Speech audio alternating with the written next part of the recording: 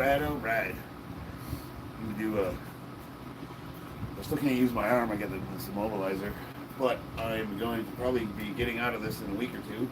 So I'm going to be training in the gym again, and I wanted to work on kicking the bag a little, just getting my feet back. Phew. How'd you screw up? What did I do? What did I screw up? Oh yeah, so I had scheduled the live stream for like almost an hour before I was ready for it, and I was in the house doing my chores, and I came out and it said that it was like a half hour late. I'm like, oh shit.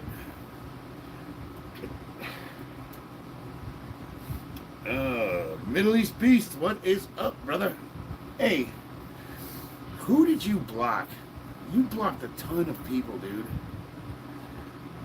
I have to go back to my blocked list and figure out who I have to unblock, because I got a whole bunch of shitty messages from people that normally hang out on my channel asking why their channel or their handle's been banned, and I'm like, I didn't ban anybody.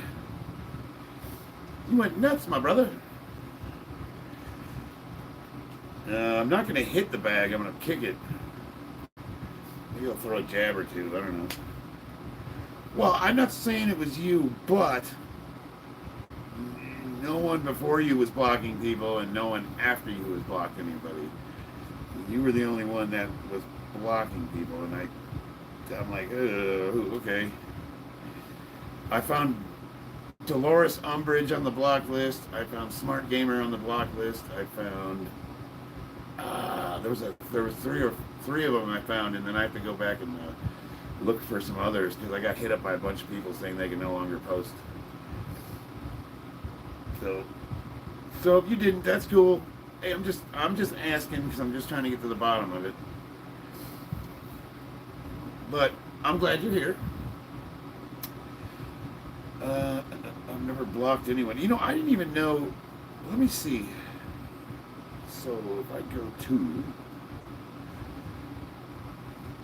can review and remove chat messages, can hide or put users in timeout, can manage blacked words, change chat modes in live, and also has capabilities of standard moderators. So I got to figure out. I got to go through my mod list and just see who. I don't know. I've got to figure it out, because somebody went buck wild with the blocking, and they put a whole bunch of regular people that regularly show up for my stream on the hidden user list. And now I got to correlate names to profiles, because I don't know everybody's, like, you know how your profile could be like Gen X White or Gen X whatever, but then your username is different. So now I got to go back and correlate, or I got to go figure out who's supposed to be on the list and who's not. It ain't a big deal, dude. Don't even stress about it. We got Oyan Kahu Bolortui says hi. Yeah. I don't put regular or hidden users. All right, no, it's cool, dude. I mean, don't stress about it. I was just gonna ask you, if you didn't do it, I'm not gonna make a federal case about it. Looks like they started blocking your hair growth. The Durs972. Did you honestly think that was clever? Like, I'm 50 years old with a full head of hair. Like, I don't even know where that's funny. Red Green Turtle. Hey bro, why did you kick me for saying hi? Yeah, so that's what I'm talking about. A couple of chats, somebody went nuts with the band hammer, and they were fucking chucking people out of the chat, and I don't know who was doing it. So I'm doing some investigating and talking to my moderators and trying to figure out who's doing what. But if you did get kicked from our chat the last stream and you feel like it was wrong, I totally apologize. Hey, yo, what's up? Yeah, what's up, sweetheart? What year was this house built? I want to say 82, 83, maybe.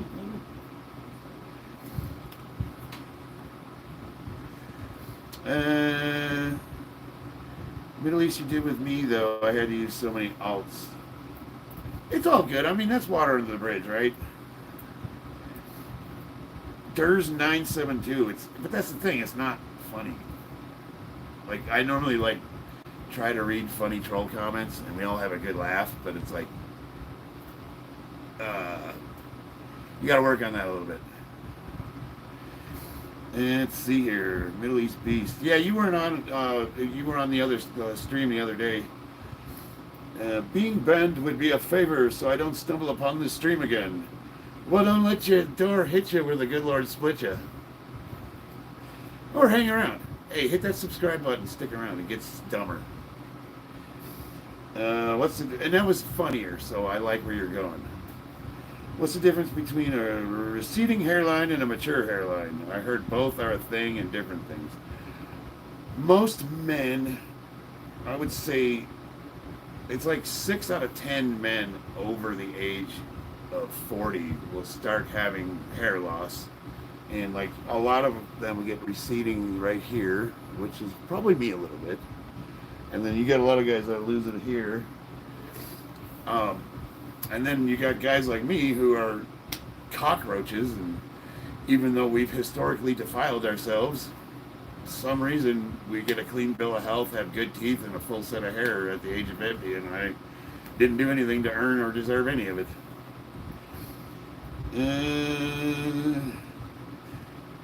Hitting don't recommend, it didn't work. Oh man, I'm sorry, Durs. I mean, I feel your pain, brother. No, stick around, subscribe. Yeah, I think you'll like our community.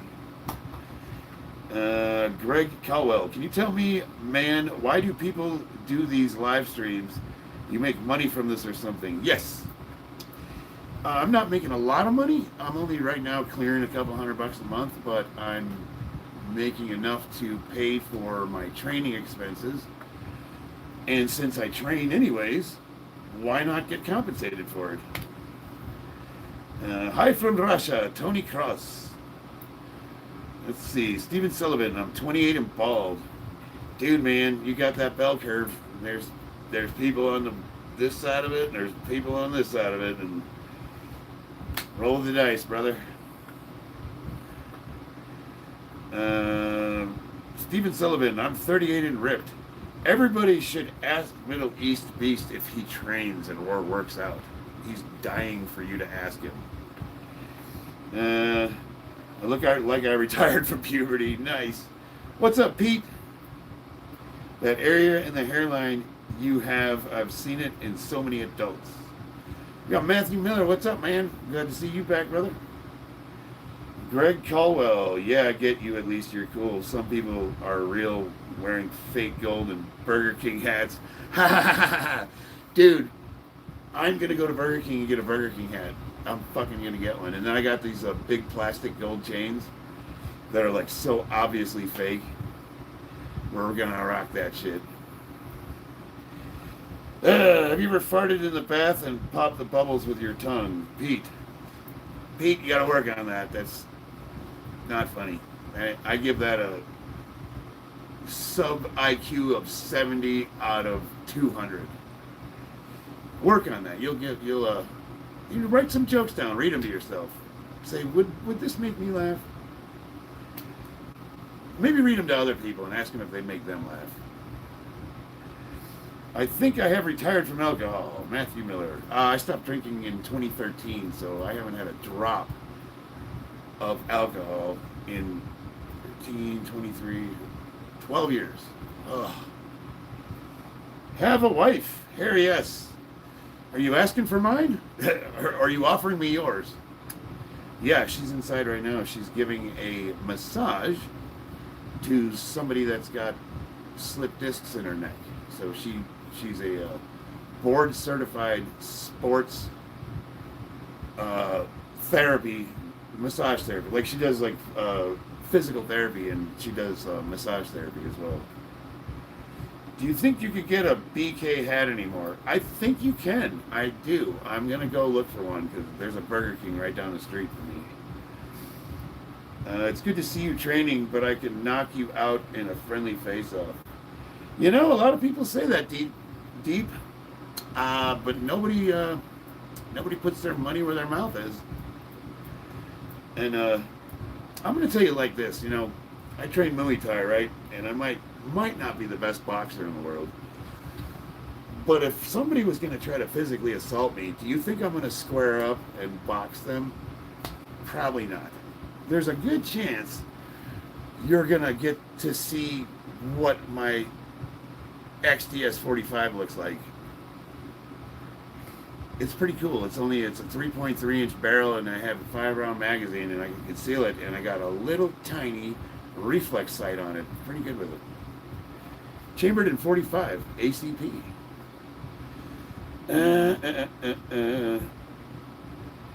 But if you ever make it to Vegas, you can hit me up, and we'll go to this gym, One Kicks gym. Nick Blomgren runs it. It's a UFC affiliate. We have professional fighters there. We'll put the pads on. We'll throw some headgear on. We'll get in the ring, and you can talk all the shit you want. Saying retired from alcohol as if it was a job is so crazy. I'm allergic to alcohol. Every time I had alcohol, I would break out in handcuffs. Lucky lady, you're a handsome chap. Well, thank you, Harry. I appreciate that. Is that a woman on your punching bag? Funny story. That is a horrible rendition of West Coast Natural Wolverine. And if I wouldn't have put the flower in his hair, it would look just like him. Now, I don't know if you can see in the camera, but I made sure to show his gynecomastia. He says he's all natural, but he's growing man titties. And I got his Canadian accent. I'm Natty A. I put his head right about head height so I could practice. I haven't done my stretching yet. Just put one right in his neck.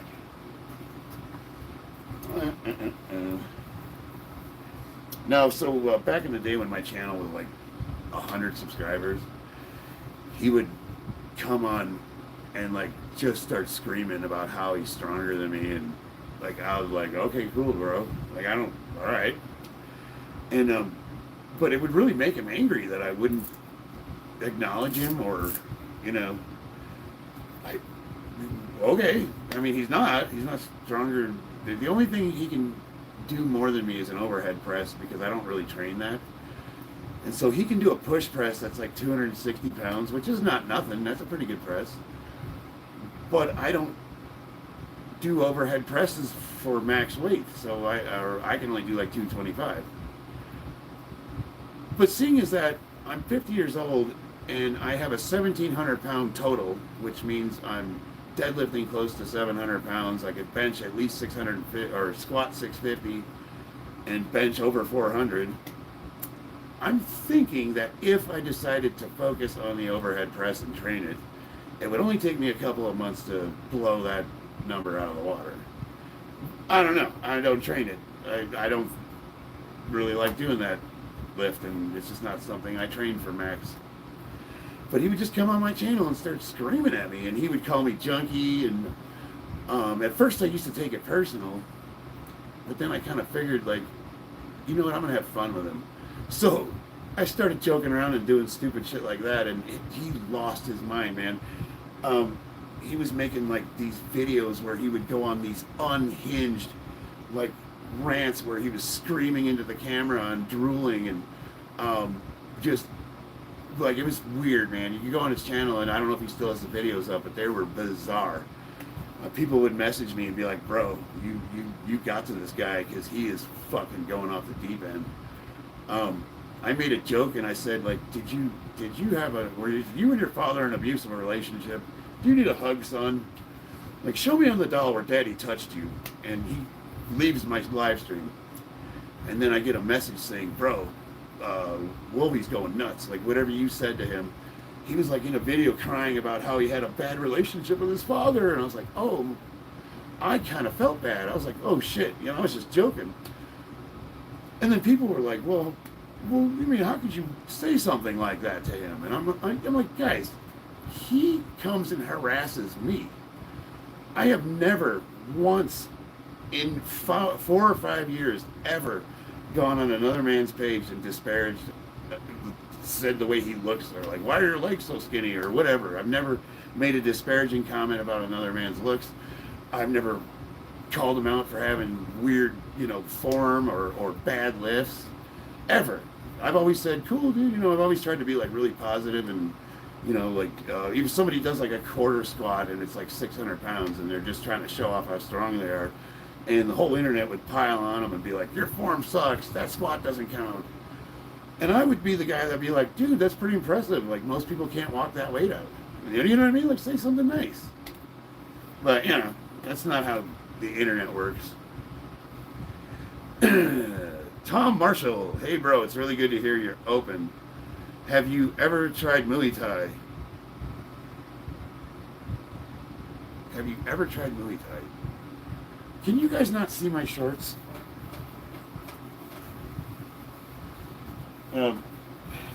So this is the USMTA, which is the United States Muay Thai Association. It's a K1 here in Las Vegas. It's the headquarters.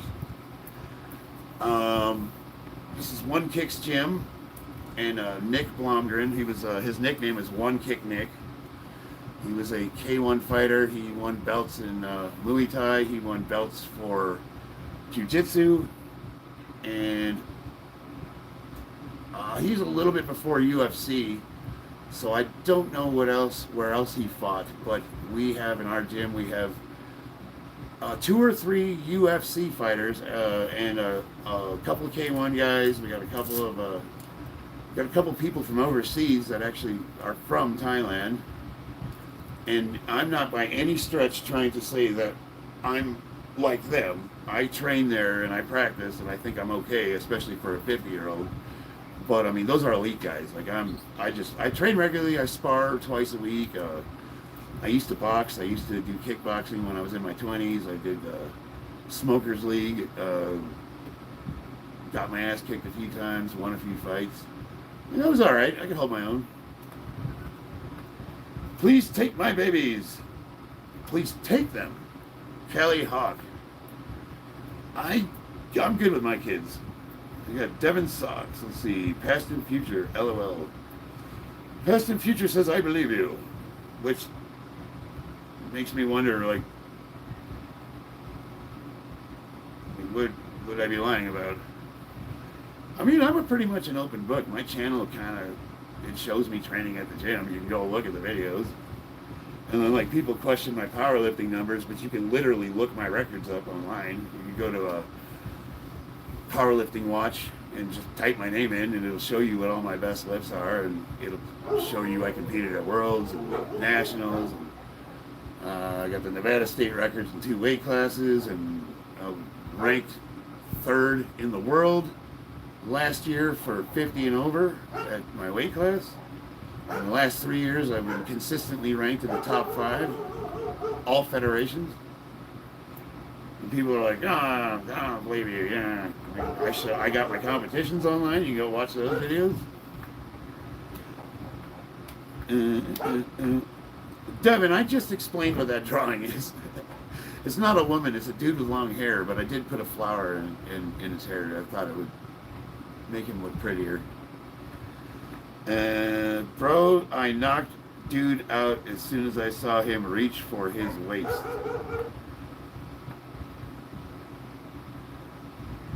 John Sitech. Expound on that.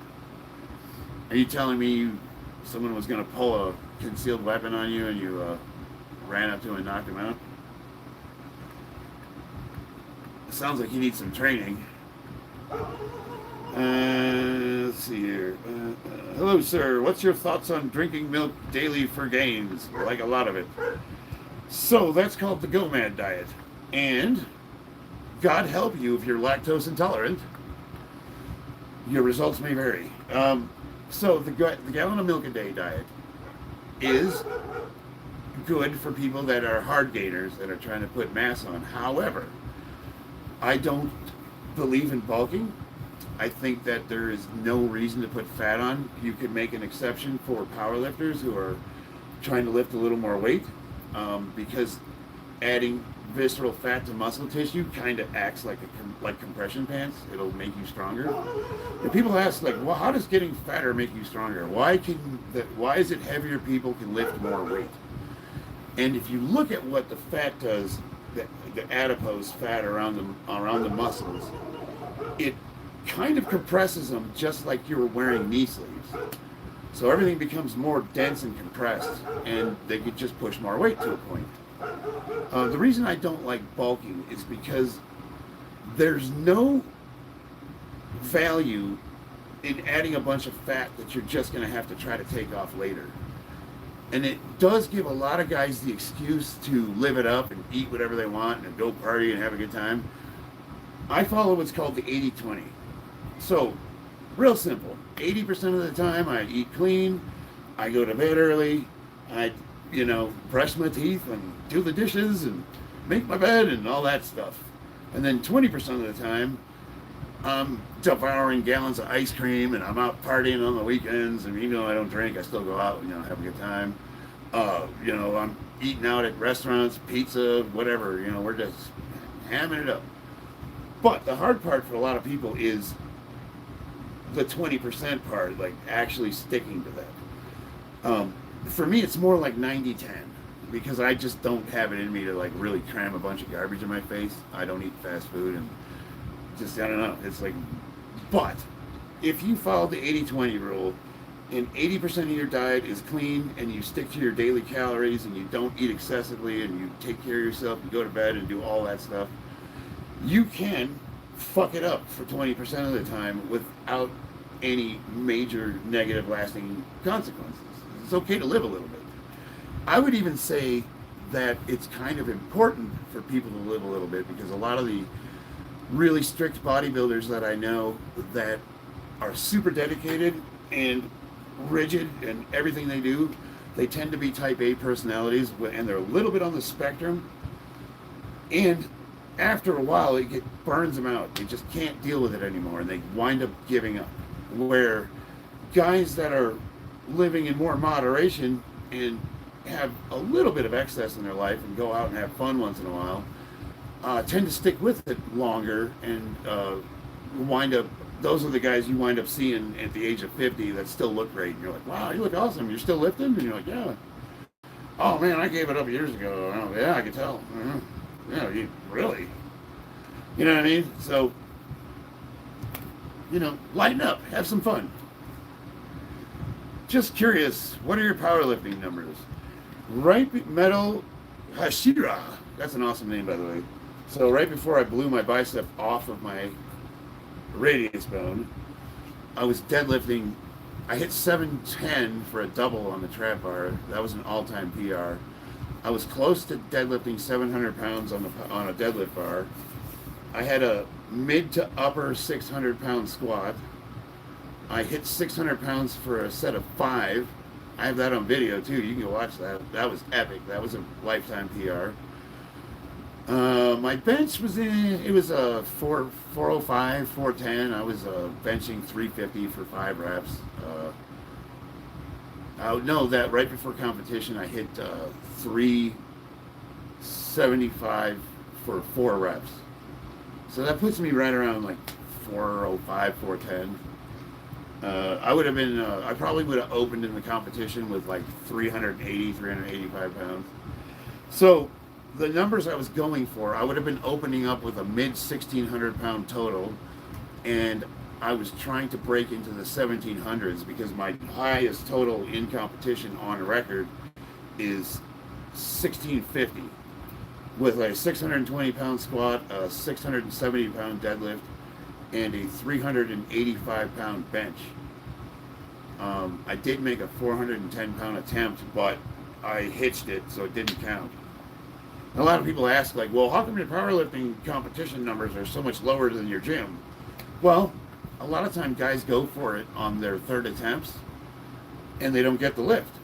So they're stuck with their second lift totals, so a lot of times that's a lot lower than what their potential could be. If they get all their lifts, they'll have an amazing amount. But if you bomb a few, overestimate by a couple pounds and you just can't get it, yeah. Let's see. Do you have some bare hands of combat experience, or are you more into guns and weightlifting? Well, Mike, I've been in a few scraps. I've had my nose broken 4 times. That's why my face is so purty. And see this little thing right here? That is a severed piece of muscle from getting ham-hocked. It was this guy in a bar was trying to hustle me.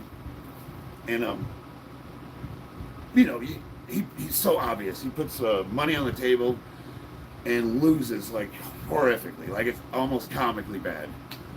I'm not a great pool player, but I've been known to, I can put some English on the cue ball and hit a couple bank shots here and there. So he loses comically bad, like laughably bad, the first one. And then, of course, challenges me to go again. And I'm thinking, oh, here we go. He had a really expensive pool cue. It comes in a case and like a sniper rifle, and it had like snake skin or something. I don't even know. And then I was using just the bar stick. I don't even think they had chalk for the cue ball. Second game, same thing. He loses horribly bad, or he's mildly retarded. So we played 3 games, and I'm up $60, like $20 a game, and loses horribly bad again. Terrible, like fucking like awful. And then on the 4th game, he bets $100, and I'm like, here we go. Or no. Nah, was it? I can't remember. Was it like everything I'd won, double or nothing, something like that. It was like a much larger purse. And I was looking at my buddy Roberto, who's a Army sapper.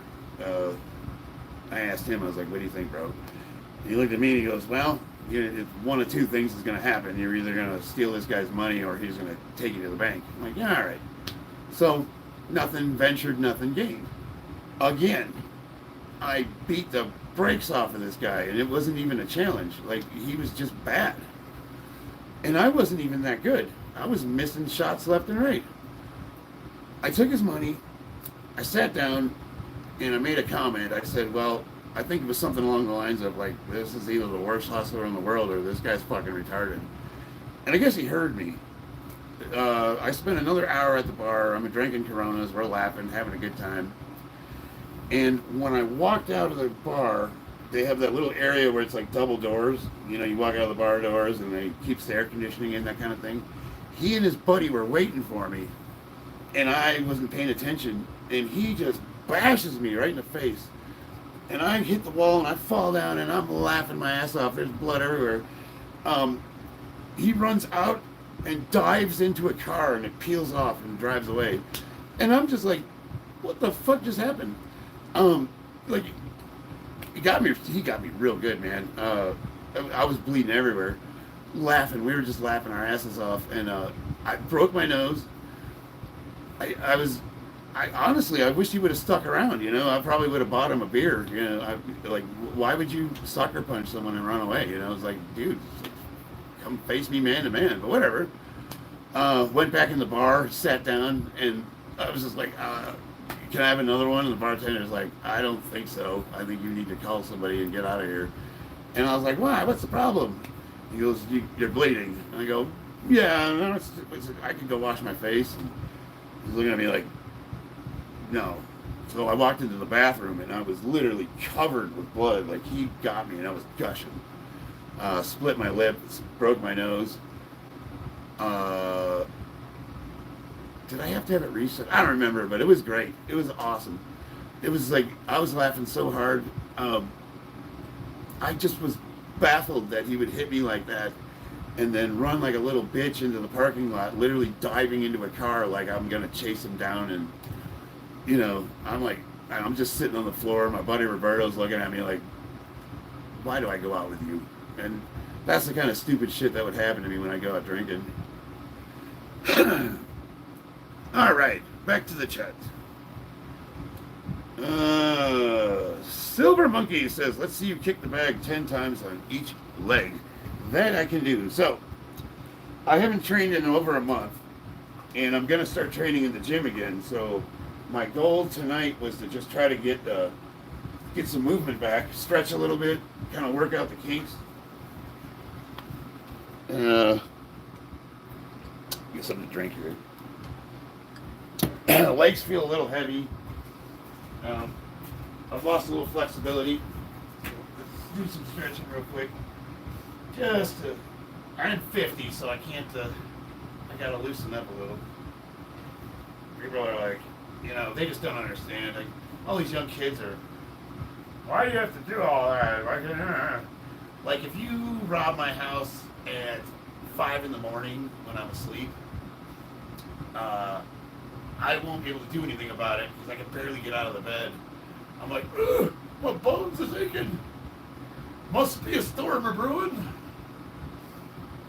It's funny because it's like, we got all these videos of me, sparring and doing all this athletic shit. Everyone's like, man, you move so good for a 50-year-old. But what they don't see is like the 45 minutes of stretching I need to do, and I'm like limping in the garage like, ugh, got a crook in my back. Yeah.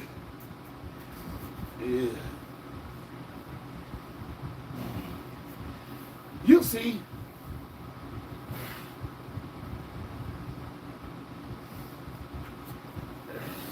One of the things I like to do is, especially for Muay Thai, I like to get my knees over my toes as far as I can and try to touch the ground with my heels. This is for ankle mobility. And then raise up on them, almost trying to get up on my toes, which really hammers the calves and the ankles.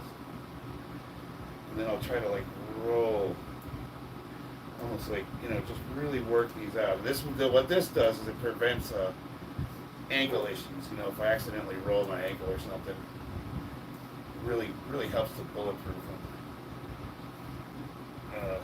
Any of you guys that can't sit comfortably in a seated squat position, whether it's like the traditional ass to grass, like when you're in Asia on a toilet, or if you're like doing Olympic lifting and you got to be able to really stack up underneath the weight, like being able to get into a seated squat position is a real quality of life thing. And if you work construction, things of that nature, you'll see a lot of guys wear knee pads, and like they're doing drywall or whatever, and at the end of the day their knees are swollen, they can barely walk. And if you can work from this, like I can work in the seat, I'm totally relaxed right now, I can sit here all day. This will literally save you from arthritis and all sorts of stuff. So one of the quickest ways to stretch your hips out does look a little fruity. Essentially, you're going to just stretch the legs out, open up the hips, and you try to sit back into it, and then you're going to roll forward. Try to flatten out, keeping those hips open. And you're going to sit back, try to relax into it.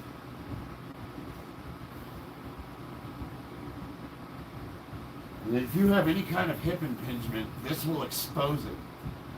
And it will allow you to identify it so you can plan a course of action to remedy it. A lot of people have issues with their hips and they have pain, but they can't really identify what's causing it. And it's a lot of issues with the labrum or its surrounding connective tissue.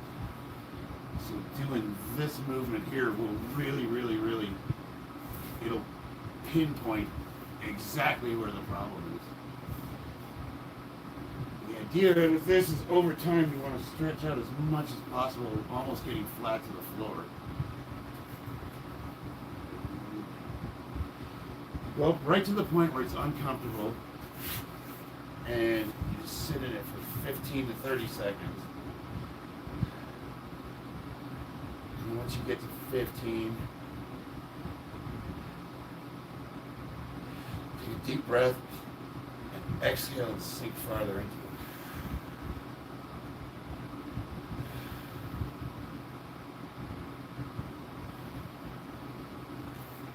If you can get upright, do it. It's kind of hard with my arm.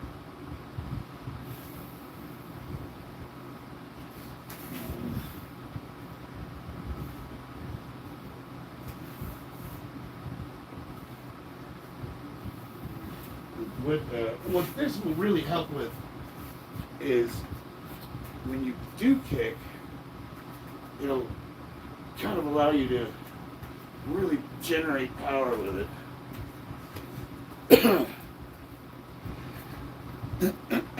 What's your favorite workout for your knees? I was going to say my wife. My knees, okay, so I like to do sissy squats, but there's one really simple movement you can do for your knees. Real simply, you're just gonna sit.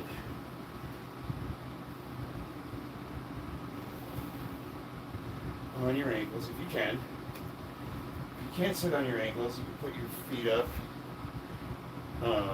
Or you can support yourself with like a, whatever, to get something. And just, the idea is to try to get your butt to touch your heels. And this will help with the range of motion. It's going to really open that joint up, pushing on that patella, and stretching that patella tendon out. Again, you're going to sit for like 15 seconds where it's uncomfortable but not painful. You see, I got a little bit of a gap, so I have been working on closing this, and it's taken me a few months. And this is where slimming down will also help. So, now, once you've done that, what we're going to do is we're literally going to work that tendon just using our body weight. So get as rigid as you can and plant your feet. And we're just going to lean back with all of our weight as far as you can go. For some of you, it might only be a couple inches. And that's going to put all the pressure right on the kneecap. And you just kind of want to work that. Push the hips through. Try to get deeper if you can. Try to lean back as much as you can. I know some guys that can lean almost all the way back and touch the floor. But now this stretches the rectus femoris, which is the long head of the quad. It attaches at your iliac crest, and it runs all the way down to the is the connection point on the femur, or is it on the tibialis? I want to say it's on the tibialis, so it crosses the leg. Or either way, the rectus femoris is one part of your quad that most people cannot adequately work out. And this is one way to do it right here. You gotta really lean back and stretch it. You wanna really get those hips pushed forward so you're putting all that pressure right on that. And that will directly work your knees. This is really great if you guys have arthritis or suffer from knee pain. But just doing these will alleviate that. And we don't have to do a ton of them. If you're not used to this exercise, just a few reps. And just start adding these into your routine. And that will help really get rid of that just general knee pain from working every day, being, if you're construction, you're on, Do you use nicotine? So, I've been clean and sober since 2013. I struggle with cigarettes. I use nicotine gum because I think a little bit of nicotine is actually really good for your focus and alertness. in moderation. So we got Mark Torino in defense, of course. Let's see what that comment's about. I kind of feel like fighting is a bad thing and better to be avoided. So I don't believe like boxing, Muay Thai, kickboxing. I don't really think that's fighting. I mean, it is, but it's mutual combat in a controlled environment with two willing participants under rules with a referee. It's a sport. So I don't think there's anything wrong with it. I think that something is ingrained in most men. We were born with this animalistic need to be aggressive, prove our manhood, show off for the ladies.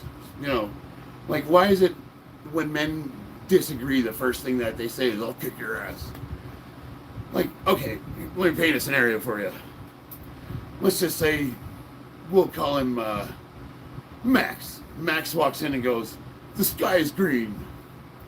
And you're like, no, the sky is blue. He goes, the sky's green, and I'll fucking kick your ass. And you fight, and he sits on you, and, you know, farts, and you die. So he kicked your ass. Does him beating your ass make the sky green?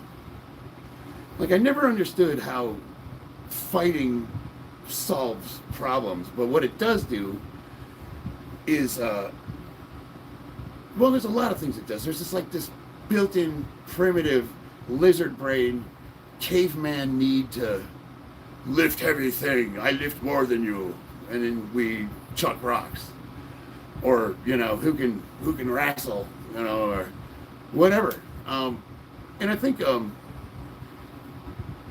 modern civilization, where we were not evolutionary, we didn't evolve to live the way we live. You know, you can just go to the grocery store and feed yourself 24/7. You have endless brain rot at your disposal 24 hours a day. You have the wealth of human information at the palm of your hands while you're sitting on the toilet scrolling through these videos, and yet none of us are smarter. Even in construction, I use my phone to do all my engineering calculations, where I used to have a pad and paper and I would have to draw dimensions down and actually, you know, run the logarithmic calculations myself. Now I ask rich Uncle Google to do math for me, because he math gooder than me. I math good, but Google math gooder. And it's made my job more accurate, a lot more efficient, saves time, it's easy to double check.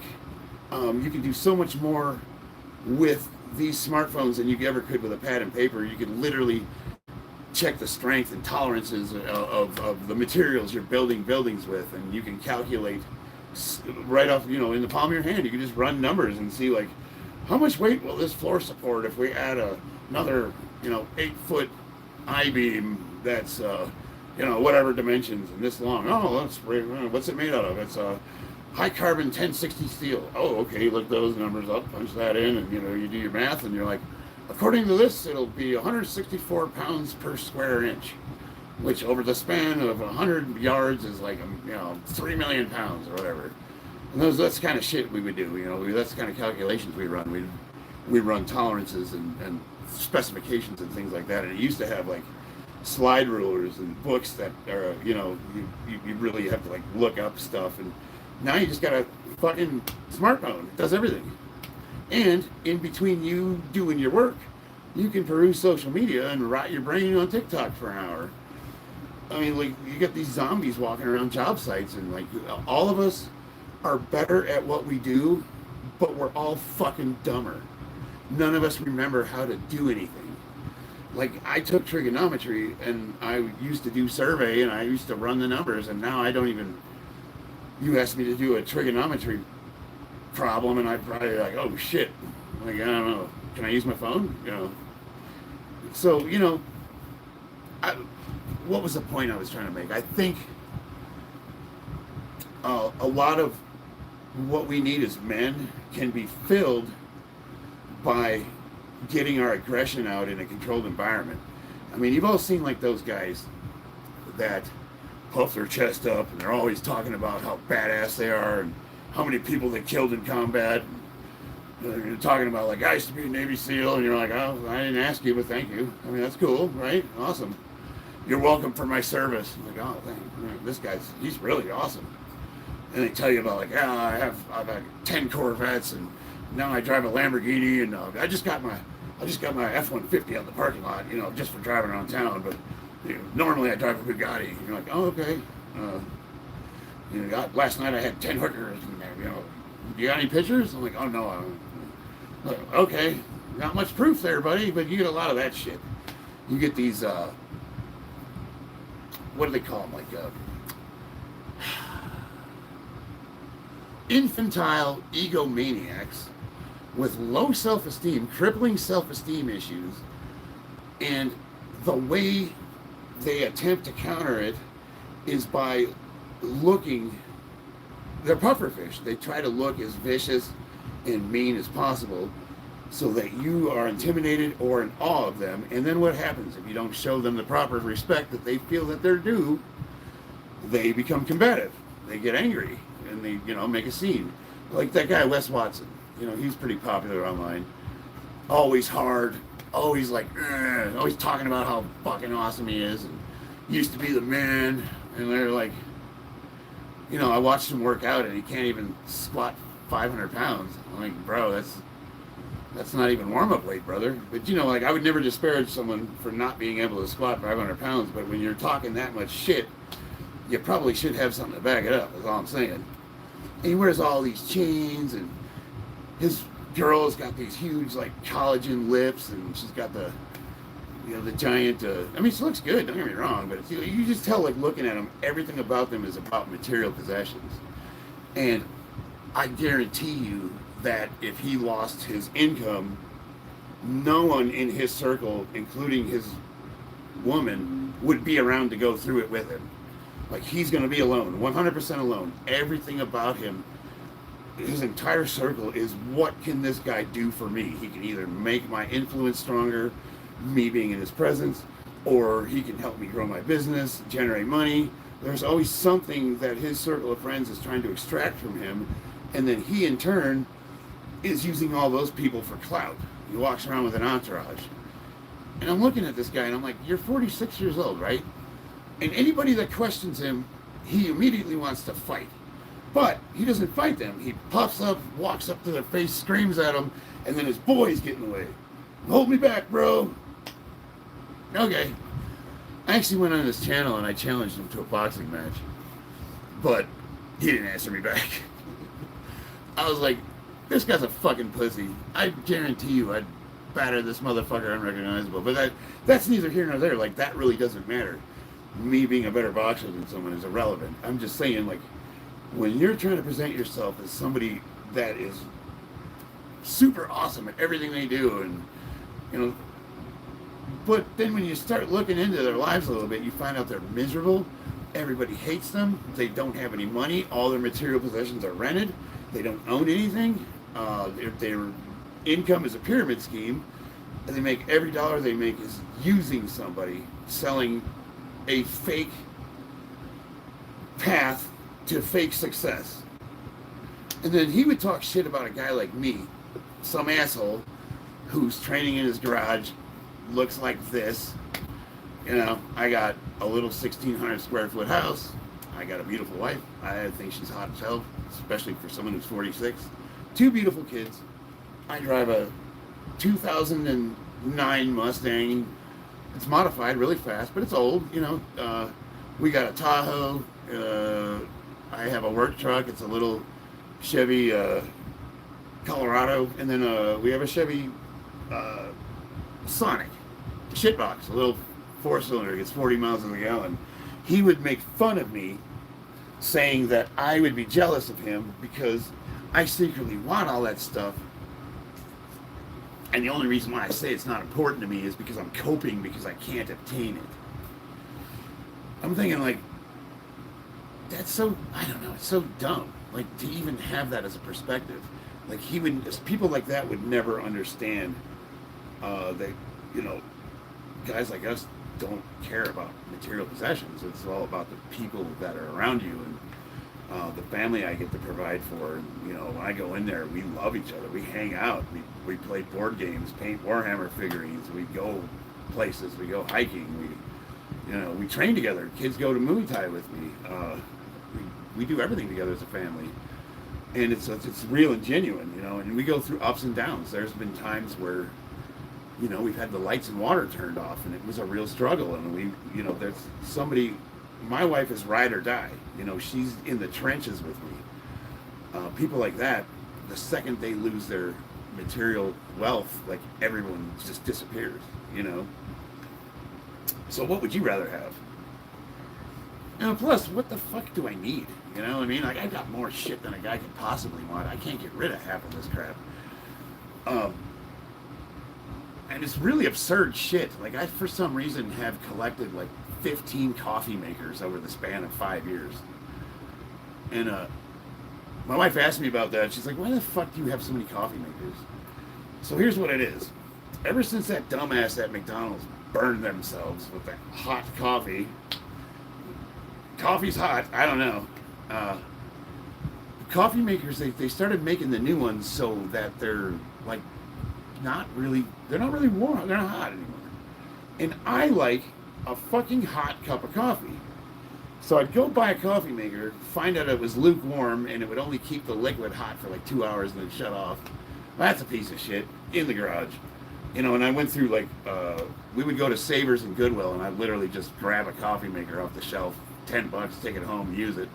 I finally fucking spent the money and bought something new and nice. I got the Ninja coffee maker, and it's like the fully loaded one that does the pot of coffee or the pods, and it's got the little thing that whips milk. It was $150, and I gotta be honest with you, it's pretty awesome. My wife's like, go figure, you actually treated yourself to something new. Like, I'm the guy that just like uses shit until it doesn't work anymore because I'm like, oh, what I need? I don't need anything fancy. Double A, what's up? Sammy Reyes, not hating, but you're ripped, but why is your belly bigger? Oh, you know, I'll be honest with you, like when I'm sitting, gut kind of sticks out a little. And I'm 50, I get bloated a bit. You know, I've had guys say like, oh, you got gut from growth hormone. And I'm like, okay, first of all, I've never taken growth hormone in my life, but okay, I guess so. And they say like Palumboism. Who's the other guy? Joe Rogan, like his gut's a little messed up and people are like, oh, that's from growth hormone abuse. I'm like, could it possibly be that the man's almost 60 years old and maybe he's just getting sensitive to certain foods and he's a little bloated? But people have their opinions. So now if I stand up with good posture, this is what my gut looks like. And I'm not really sucking it in too bad. I'm like really sucking it in. But now you ask yourself, are you going to sit like this? Oh my God, yeah. I'm ripped for the camera. Looking like I'm about to shit myself. Or are you going to relax? So now, here's my challenge to you guys. You're sitting in chairs, right? Look at your gut right now. How many of you are showing fucking six packs? You know, like you see these photos of these guys and they're fucking shredded and ripped and they're awesome. Do you know how much effort goes into taking fitness photos? You know, even me when I'm taking pictures for, what do they call those, the little thumbnails? I'll take 10 pictures and then try to pick one out that looks good. But these guys literally have professionals come and doctor them and they put them in Photoshop and they get the lighting right. And I'm like, I'm just some asshole in his garage and, you know, I work construction all day and I got a little bit, probably got some gas. I'll probably start ripping them once I kick that bag a few times. Do you know Korean Zombie? Yeah, I don't know him personally. Let me see. Donnie Green at 46. Let's see here. And solve some problems. Fuck yeah, Steven. And you know how Marines like to do it. Deviante, what are you talking about? Kind of everything and nothing. Bro, I was still knocking 2 out at 46. Fuck yeah, brother. Sounds like my old school coke dealer. Nice. You got the world, bro. Don't worry. No, and I got to tell you, Donnie, I'm super grateful. Like, I love my life. I was a homeless veteran. When I got out of the Marine Corps, I got into drugs. I wound up on the streets. One winter, I had it. I was freezing. And I said, I'm done. I want to go to jail. Like, at least it'll be warm and they'll feed me. So I walked into a Walmart covered with dirt. And I walked right to the men's section where they had the jackets. And I picked out this really nice, it was a fake Carhartt, but it looked nice jacket with a hood, flannel inside. I put it on. And then I walked to the food section. And I grabbed one of those big-ass submarine sandwiches. And then I walked out of the store, and I was just waiting for them to tackle me. Like, here we go. Nothing. I even stood there for a minute. I'm like, okay. Like, there's no way they didn't see me. And I'm thinking, like, fuck. I can't even get arrested. Like, but I had a sandwich and a nice jacket. I was feeling a little bit better about myself. I'm walking back to my dumpster. And there's an Albertsons grocery store across the street. And I'm like, well, maybe if I steal some booze, maybe then they'll really, come after me. So I walked in the store with my brand new jacket, still had the tag hanging on it. I got one of those little hand baskets, filled it up with, I don't remember, like Oreo cookies and a bunch of shit. And then I went to the liquor aisle and grabbed 3 handles of Pop-Off, like the worst vodka you could buy. But whatever, I just threw them in the basket. And I nonchalantly walked out of the store just like I owned the place. I didn't make eye contact with anybody, but I was just like, I acted like nothing. Got out in the parking lot. Once again, I'm waiting for everyone to come tackle me. Like, I'm going to jail for sure now. Nothing. I'm like, I legitimately wanted to get arrested because I was freezing. So I went back to my dumpster, and I think I was crying. I started drinking those vodkas. And I just remember waking up in the morning, and the sun was just hitting me in the face, and I think I had bed bugs on me, to be honest with you. I don't really know. Like, I was in a bad state. It was not good. I decided I'm done with this. Like, I can't do this anymore. And I still had one of the handles of vodka left.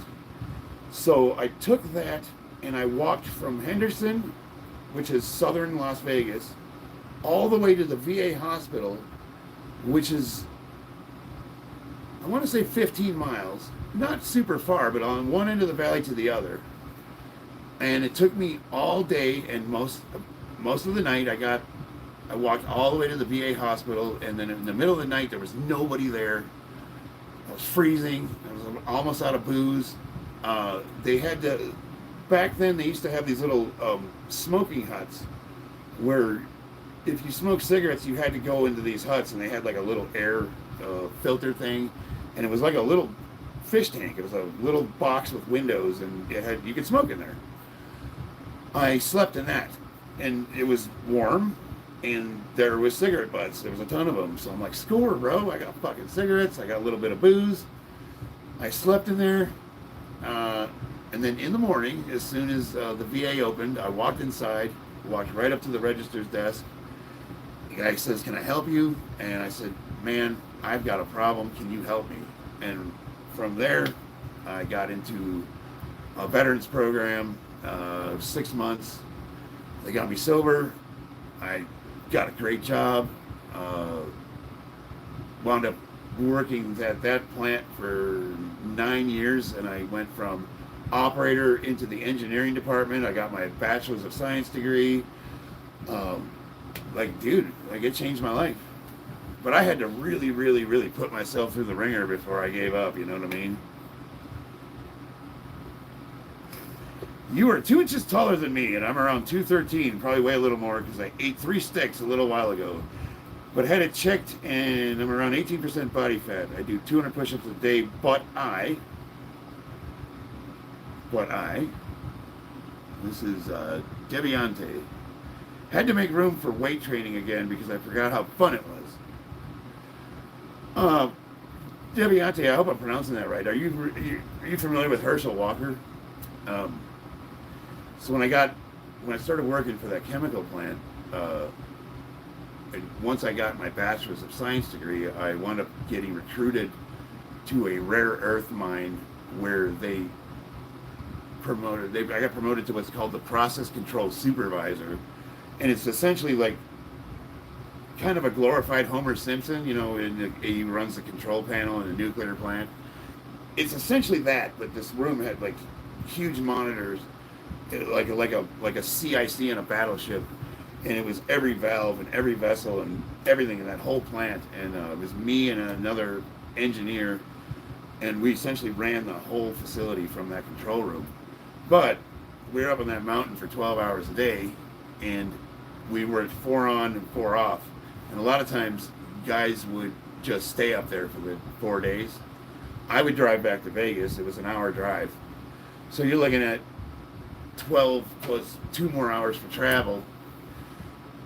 I didn't really have time or energy to train, and at that time I was still natural too, so I didn't have the advantage of the little push that juice gives you. So the only thing I could do was push-ups. So what we did after I found out about Herschel Walker and I watched his workout routine, he would do 5,000 push-ups a day and a bunch of pull-ups. I don't remember the number, but it was like several thousand. And people were like, how do you do 5,000 push-ups a day? Well, he would do them in like sets of 100 all day long. And he would do them on handstanding push-ups. He would do, one-handed, wide, close grip. He would do like sets of however many until he got to the 5,000 repetitions. So I challenged myself to see how many push-ups could I do in a 12-hour shift. And I got a little pad of paper, and every time I did a set, I would write down the number. And like the first set was like 40. Okay, good start. Second set's like 35. Third set's like 20. And I did a bunch of sets of 20 for like 2 hours. And then it started getting to like sets of 15 and 10, and then all the way down to, here, a couple of them. At the end of the 12-hour shift, I think my total was like 1,200. And I was like, damn, that's pretty awesome. And it was a great arm workout. I was super pumped. Like, I looked good. I thought, you get that awesome pump. You look in the mirror, you're like, fuck yeah. But, is that realistic? Are you going to do that 3 days a week? And then you got to work the rest of yourself out. So I was looking at strategies if you wanted to be a bodyweight guy. And what you really got to do is 2 things. You need to increase the range of motion, so things like grabbing parallel bars to really, stretch your chest, your pecs out and get that range of motion. And you have to try to increase resistance. So maybe that's putting yourself at an angle, getting your feet up, or putting yourself on a wall, finding some way to increase resistance. Logically, in my mind, all of that points to, if we're just trying to increase resistance, why don't we just add weight? And now we're weightlifting.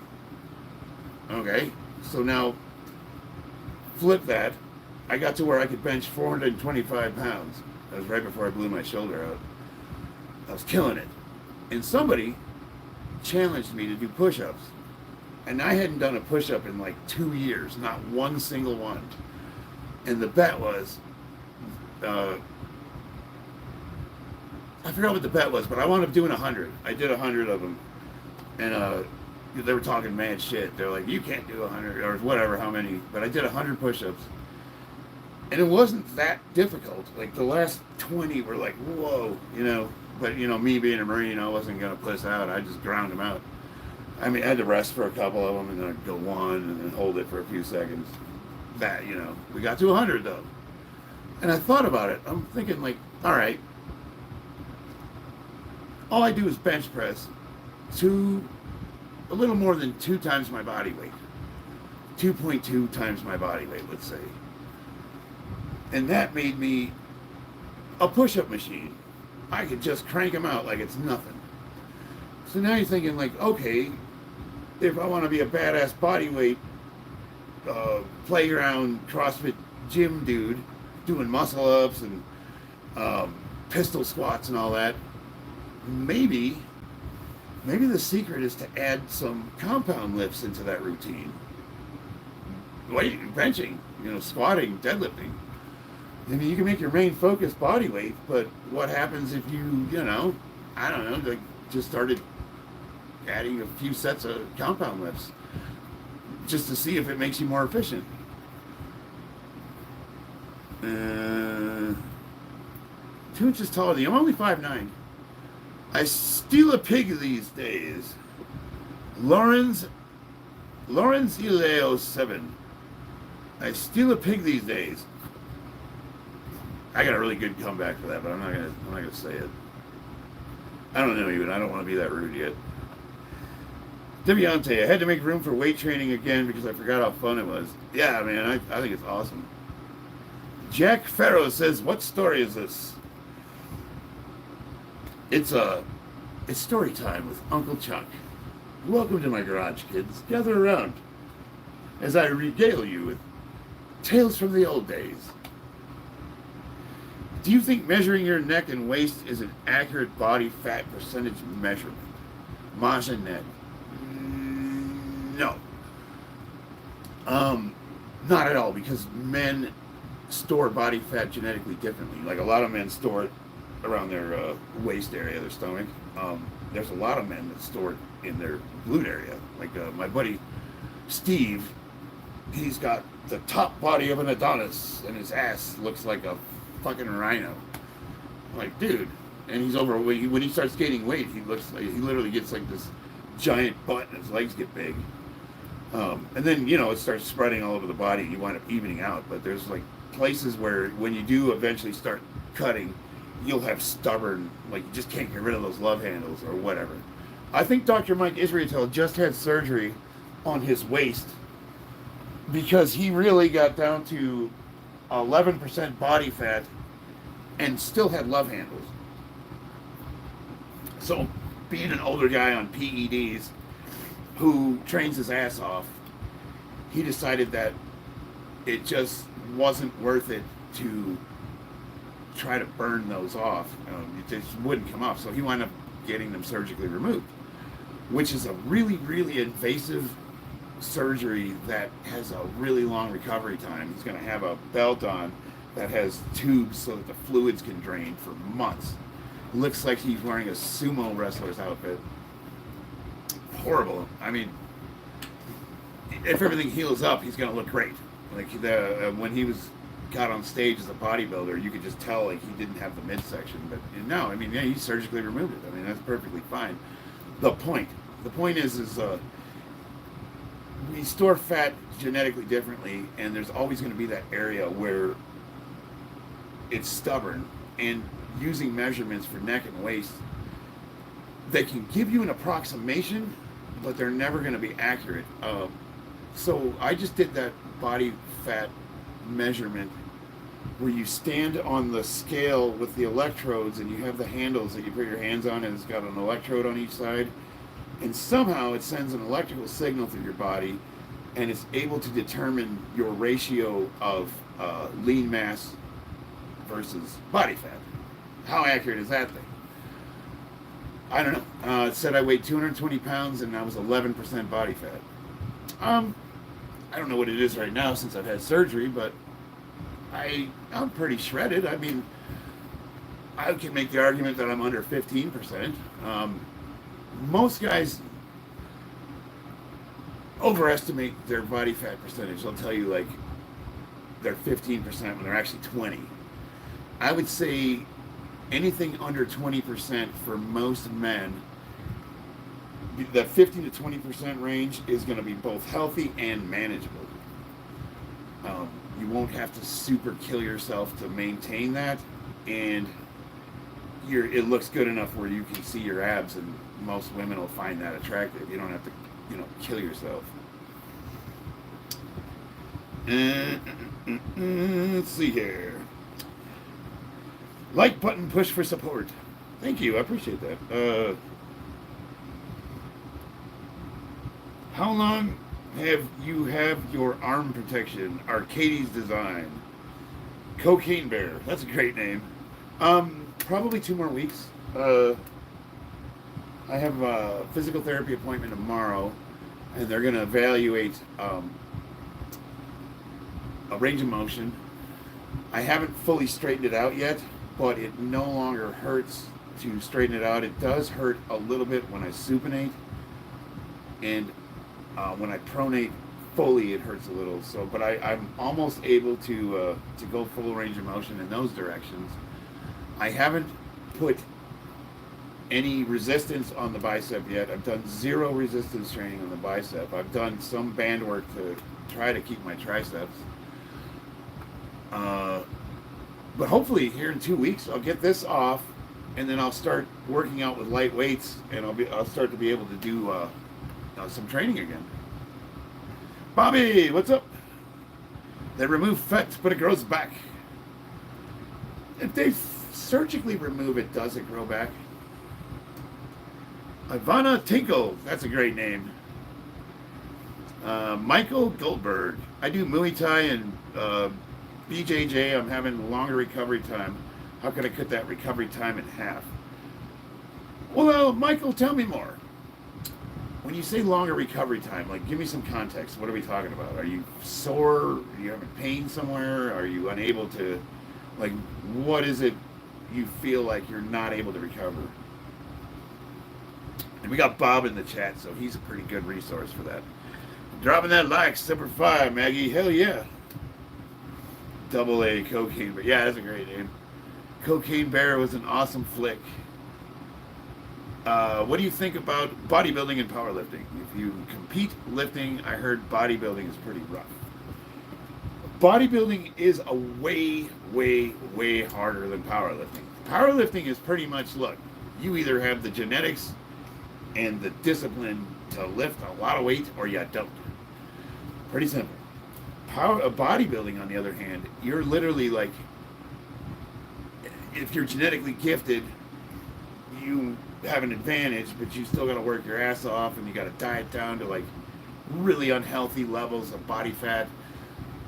And if you're not genetically gifted, you have to bust your ass to try to bring your proportions up, and then you do all of that and bulk. You see these guys that turn into these mass monsters that are like 280 pounds in the off season, and then on stage they're less than I weigh. Like, holy shit, look like crackheads. And then you got to paint yourself with I don't know, it's like someone's turd or something. It looks like butt juice. I mean, it's not a very becoming look for a white man, I'll just say that. Then you get on stage with, other men, and you're in a banana hammock, which, I get it. My ass is fucking beautiful, and I understand that it's a gift that I'm presenting to you. But at the same time, it feels a little... you see these guys when they get on stage and they're fucking aggressive and they're pushing each other all the way. And I'm looking at these guys and they're literally like in these little tiny thongs, and I'm like, it just looks so... Yeah. I'm like, what can I say? But I do really, really, really respect how much effort's put into it. And somebody asked me if I was going to try bodybuilding, because I do have pretty decent genetics, and I walk around normally pretty shredded and strong. So for me, I wouldn't have to diet down and lose all my strength. I would need to learn how to pose. I have no shame, so putting on a banana hammock isn't an issue. I don't know, it just seems like a lot of work. It's definitely not healthy, for sure. It's like the most unhealthy sport that exists. I've never seen a sport that literally openly promotes defiling yourself for physical beauty. In other words, Charles is a modern-day Greek god of sorts. Well, thank you, Freshly. God, I'm trying to think of a funny comeback for Greek. I got nothing. Let me work on that. Michael Goldberg, more sore hips and shoulder are tight after every couple of nights of training. I'm stretched and I drink a decent amount of water, but I'm still sore. So, sore my hips. So, okay, Michael, okay, you got me back on target. I'm going to really quickly do my hip routine for you. And this is, if you can follow along, this is really simple. I've had traumatic back injury where I had to have 48 stitches across my L5 and I had a fracture, lost the use of my leg. My hips are all fucked up. I got a curve in my spine as a result. Like, my back is gnarly. And I worked my way from not being able to walk. I had to relearn, like, my nerves were dead. I had no feeling in this side of my body, to being able to squat 3.5 times my body weight. And I have full range of motion, good flexibility, decent mobility. At the age of 50, my hips are fucked. I have pain every day of my life. How do I deal with it? This is what I do.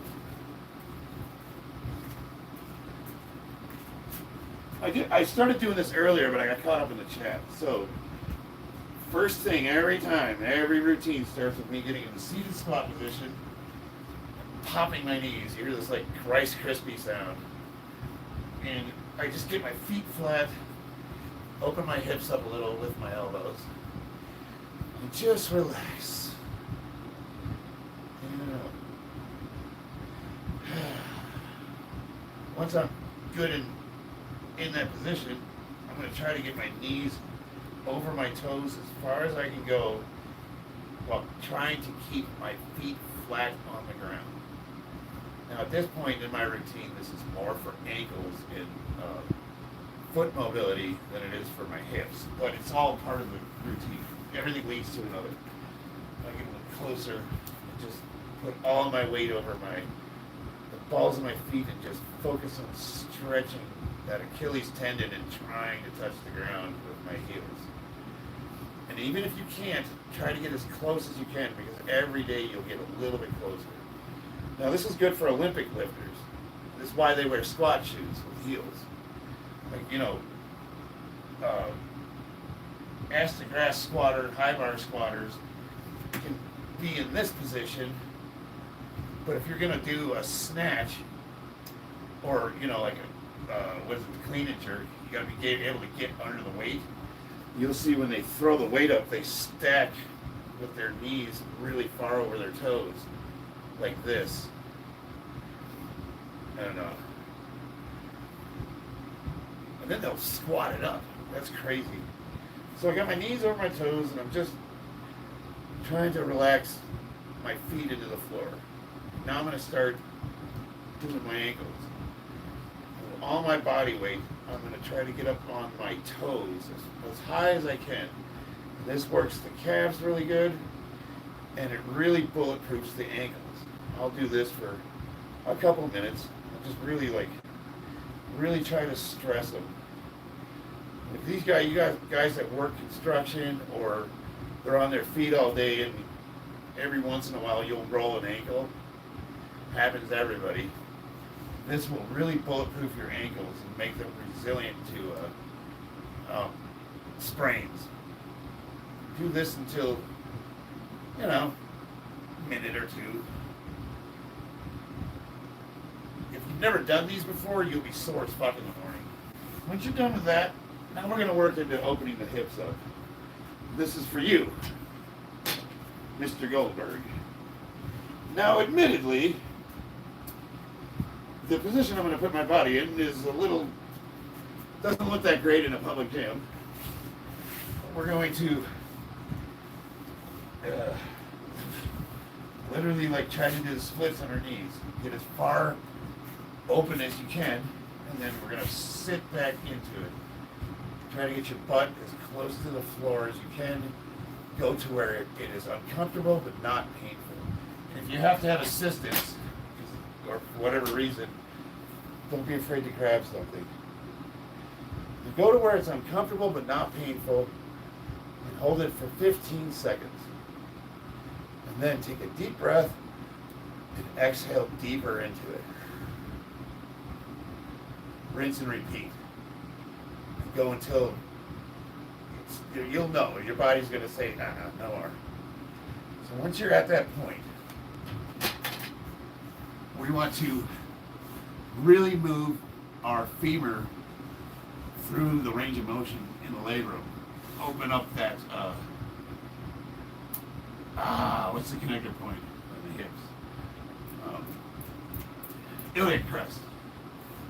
So you're going to try to get flat with your knees spread out. You want to get flat on the ground.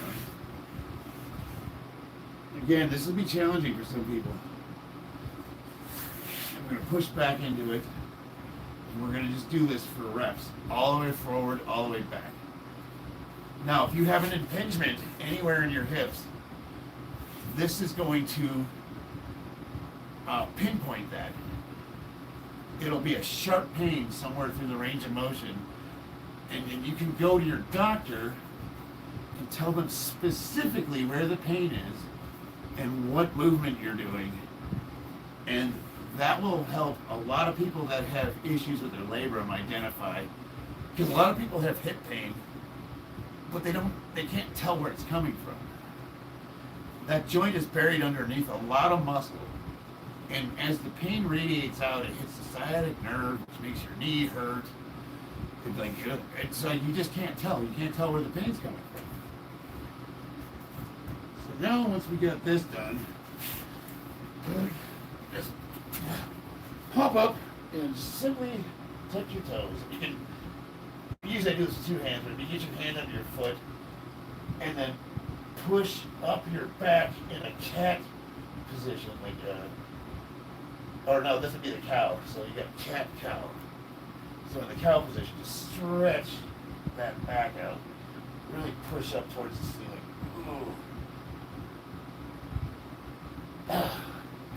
Boom. That's step one. Now, I've got more stretches for the hips. We're not done yet. He's a Marine. Of course he is. Hey, Semper Fi. Who's asking? Would you push your hips out with your elbow to put more of a stretch on your groin? Yes, and I'll show you how to do it.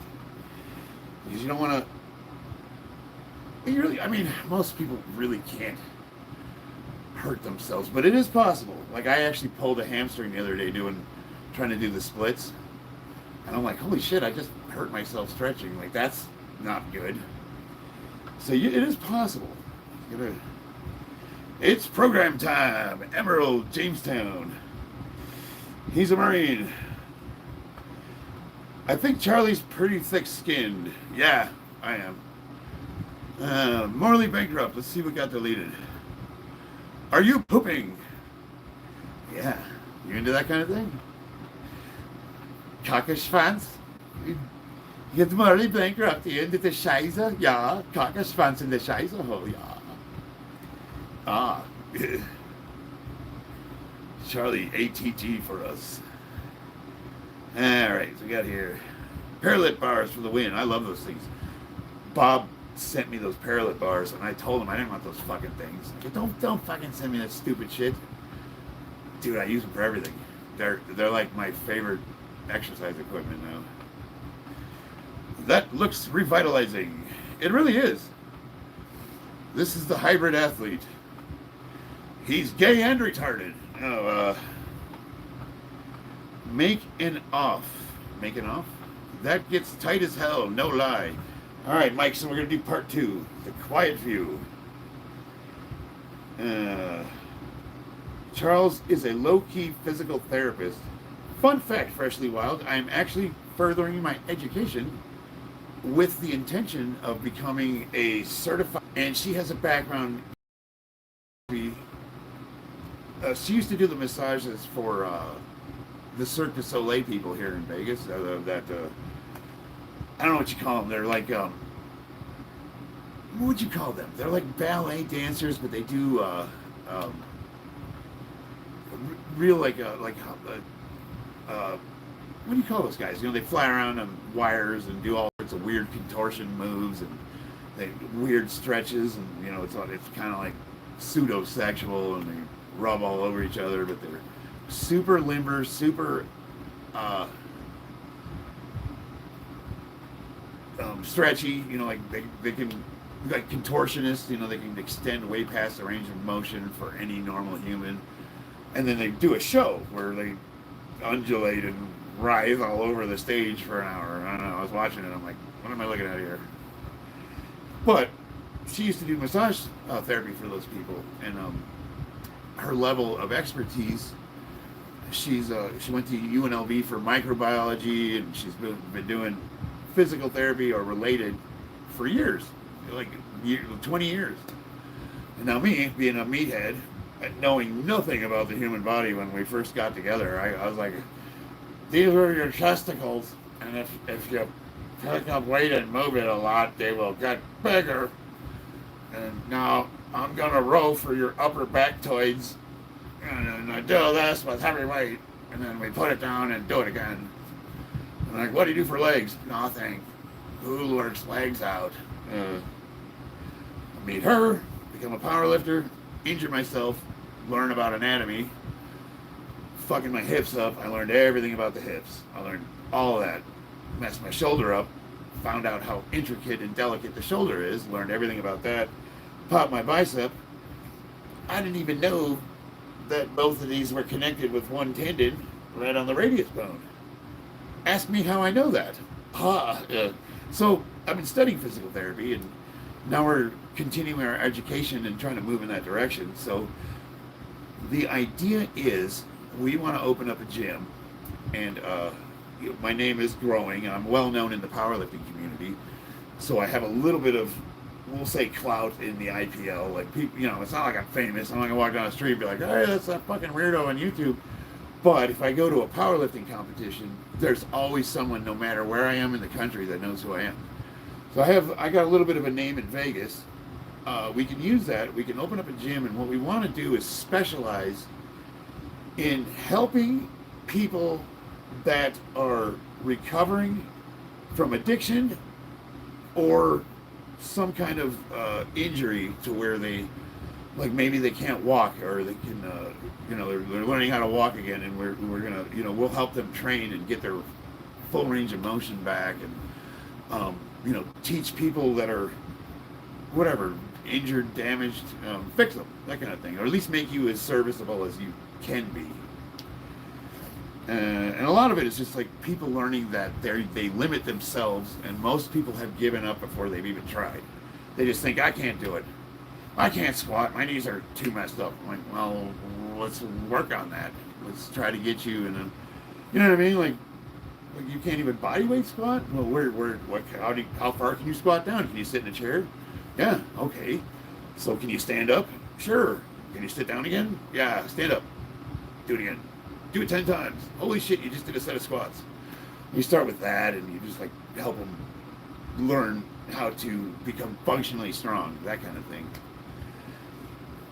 Because this has taught me more than anything that even if I do make a full comeback and get into the Hall of Fame, my days are numbered. There's no way I'm going to be an elite level power lifter for, I mean, who knows? Maybe I can go into my 60s.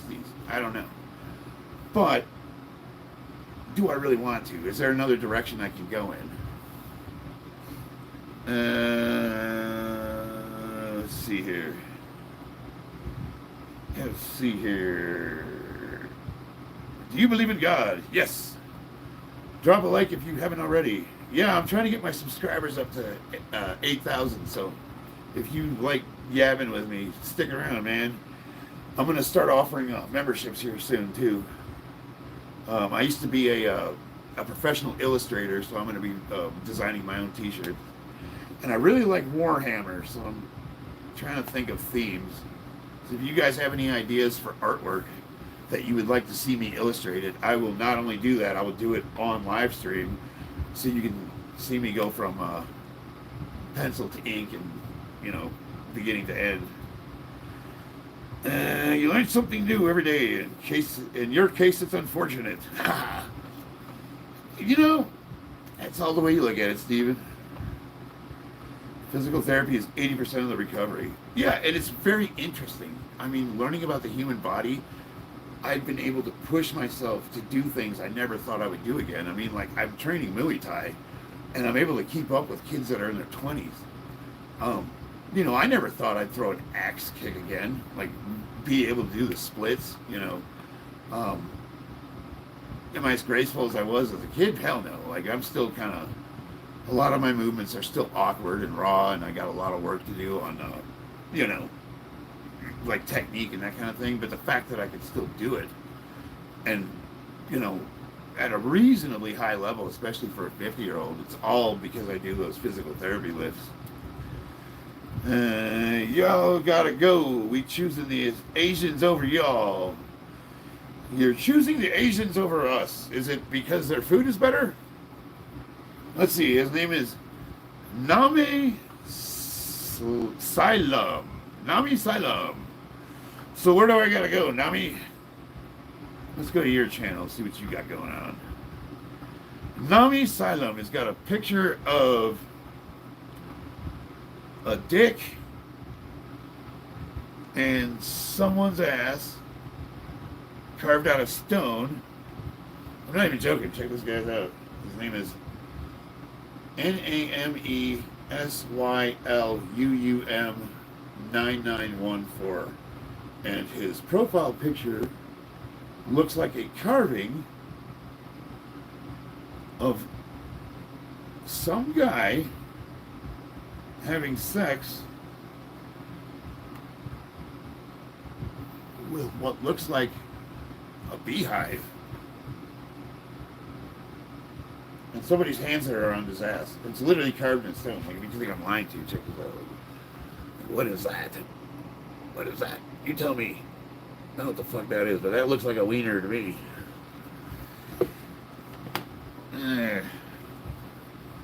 What videos you got, Nami? Galactic Loverboy by Astro Dog. Maybe I'll give that a listen later. Let the sound up and see what comes up on the video. So we got... Alright, I'll check that out later. See kind of gay-ass house music this guy likes. Alright. Firstly Wild, I'm a spiritual levelist. So let me get back to the stretching and do my second part. Otherwise, I'll be here all night. So, once again, hopefully you're still with us, Mr. Goldberg. Get back into the seated squat position. You can push your, obviously, you can definitely push them open with your elbows, as far as you can go. That's perfectly fine. Now what we're going to do, and since my arm is fucked up, I'm going to use the assistance of the parallel bar. I'm going to go ahead and move forward, and I'm going to put my knees again over my toes with that weight, trying to press that heel into the ground. Oh yeah. You want to push your hips. Push your hips and try to get your body upright. That's one thing I often forget to do, is to get my body upright. Put that weight over it. Now we're going to start opening the hips up. Take my elbow, and I'm going to push into the pocket right here, underneath the joint, between the calf muscle and your hamstrings. Push there, and I'm going to roll. I'm going to roll the femur in the labrum socket. I'm going to roll, stretch. Now I'm going to go ahead and bring that leg out, probably about 90 degrees. If you want a really good stretch, if you have trouble with this, you can bring your leg closer to your body. What we really want to do is we want to cross this. So with the arm opposite of your leg, you want to stretch out as far as possible. You get your body, try to touch the ground. You try to get as close to the ground as possible. Really push on that leg. Really relax into it. Again, you can roll back and forth gently, forward, backwards. Now this right here, if you have sciatic nerve pain, will feel amazing. This is stretching that whole area of the glutes out. The piriformis, gluteus minimus, maximus. Oh, it feels so amazing. You can directly feel it right on that sciatic nerve, and it shoots all the way down to your foot. So if you guys have sciatica, this right here is a good movement. And if you can't do this movement, you can you put your leg across and push this way, and then try to lift your leg up and bring your foot as close to you as you can. And this will achieve the same thing. This might be a little bit easier for somebody. You just, oh yeah, sciatica gone. But that's not what we're trying to do. So once we got that stretch, now bring our leg out. And this is the one part I can't do because I stretched. I made one of my hamstring angry and I pulled it a little bit, so I can't do the splits. But normally I would go right into the splits here. We're gonna skip that just because I'm letting that heal up. And we'll go to the other leg. Same thing, knees over toes. Try to push your heel into the ground. Get upright. Push your hips through. Really try to touch the ground with your hips. Get your knee as far over your feet as you can. And try to press the heel into the ground. That's going to really help with the ankle mobility, the range of motion on your knee, and it opens your hips up. It starts to. From there, again, bring our elbow, open up our hip. Same thing. Try to push that hip forward while opening. Oh yeah, that really brings that right in that groin area, starts opening all that. Then, again, I don't know. It's amazing what your limitations are when you can't use your arm. Bring that leg down. And stretch across the body. Opposite arm to limb. For the best stretch. And roll into it. Man, this is right on the sciatic nerve. Again, this, if you have hip pain, sciatica, this is your money maker right here. And really relax into it. Try to tolerate as much discomfort as you can and really let your body sink and melt into this. Like you're trying to fall asleep. You can work that leg out a little bit. It's harder, the more your leg is stretched, the harder this is. Because it really puts torque on. But it hurts, but it feels amazing at the same time. Because you can just feel all that stress being relieved. And from here, we go into the stretch.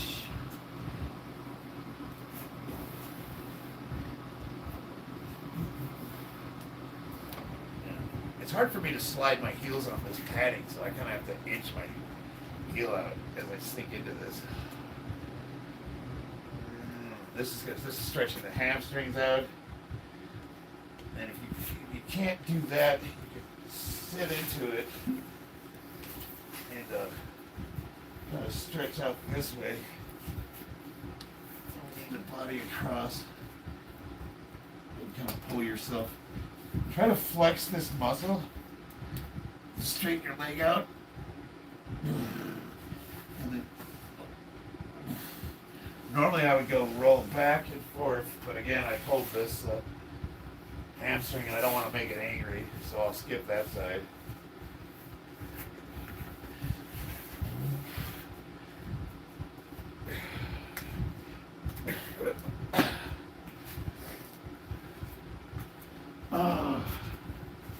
got one more movement to do. 3 parts. Is any of that confusing or need clarification? Yippee-ki-yay. That's a split. Dude, I'm almost there. I'm almost doing the full splits in both directions. And look, obviously, you're probably not as flexible as me. So you're like, I can't do the splits. Go as far as you can. If you can only move your leg out a few inches, do it. But the point is, try to push that range of motion, go to where it's uncomfortable but not painful, and sit in it for 15 seconds. Really try to sit in it. Inhale, take a deep breath, and as you exhale, try to stretch a little bit more. I usually try to do 3 increments of stretching every time. So that's 15 seconds, deep breath, exhale a little bit more, deep breath, exhale a little bit more for three increments. There's really no science behind that other than you don't want to overdo it because you can hurt yourself, and you want to have some way to have metrics for progression, if that makes sense. You're like, yeah, and you can even mark the floor. Like, yeah, yesterday I was able to do 90 degrees, and now I can do 120, you know? So over time, you will be able to do the splits. You might have to take 3 months, but you can do it. I have one more move for you, Michael. I do yoga twice a week. Yoga's awesome. We do yoga all the time. I'm 71. If I did that, I'd end up in the hospital. Well, Chris, baby steps. Do what you can. Like I said, you know, if your range of motion is, you know, you can barely go 90 degrees, start from there. Okay, let me give you an example. When I first started trying to get back into martial arts, after 20 years of not doing anything athletic, all I did was lift weights. I decided, you know what? I want to start boxing again.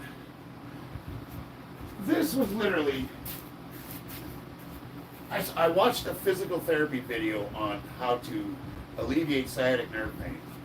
And the guy gets on the video and he's literally kneeling 90 degrees, box. And from here, he just leans into it. Like, that's it. That was my range of motion. And really now I'm like, you know, I can get pretty far into it, right? And then when he did his stretch, he literally just put his foot here and sat into it. That was it. And he's pushing his hips down. He's trying to get this leg flat. And this is it. So what does an increment look like from here? Deep breath, stretch a little bit more. Sit, rinse, repeat. Deep breath, work a little bit more. After a while, you know, you can start really getting into it. And then, you know, come across, try to straighten that leg out. Cross body. Still not on the floor yet. I'm not on where I want to be. I still got this much to go. And I can almost do the side splits too, which is what I'm going to do next. The exercise I'm going to show you next is absolutely 100% critical that you do them without exception every time you train. I'm telling you right now, this next move I'm going to show you, although it's simple and it looks stupid, it is mandatory. So just give me a minute here. I just want to take a break. I always smell my farts like this. Deep breath, exhale. Smells so good. Ain't life grand? I'm Yoda. Thought I told you. Well, if you were Yoda, you would have said, told you I thought. One kick. Yes, Joe Wick. One kick Nick. Nick Blomgren and his wife. What is his wife's name? She's awesome. What is her name? God damn it. I talk to her like every day, too. Anyway. Big Rocket said, let's go. I'm gonna name my dog Bobby. Hell yeah. Giovanni Giorgio. You gotta savor the flavor of your own aroma. Stephen Sullivan. Yeah, you get, man, I'll tell you what, if you're in the Marine Corps and you get put in the middle of a mud hut with a bunch of fucking sweaty dudes in the desert, you're gonna learn to enjoy some musk, let me tell you. Advice for lower back pain from a bad movement. Rodrigo Cisneros. Well, give me some context, Rodrigo. Define back pain and what bad movement. Like, give me, like, what happened to which part of your back? What did you do to it? Let's start with that. And Bobby says Jefferson curl, and I would agree. But I would want to still know more context. And Rodrigo, Bobby is, well, he was my training partner for 3 years, and we're starting to work together again.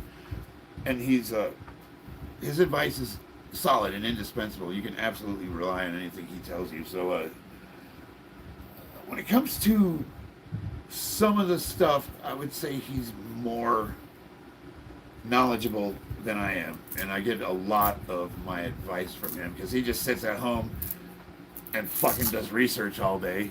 I mean, the guy, like, literally has the entire history of he's got the Joe Weider and who's that guy that invented the Nautilus machines? He literally has their entire history, and Mike Menzer, like the guy's like a bodybuilding encyclopedia. He's written his own book. Probably should have had an editor, but it was a really nice first presentation. Yeah, give me a second, Mike.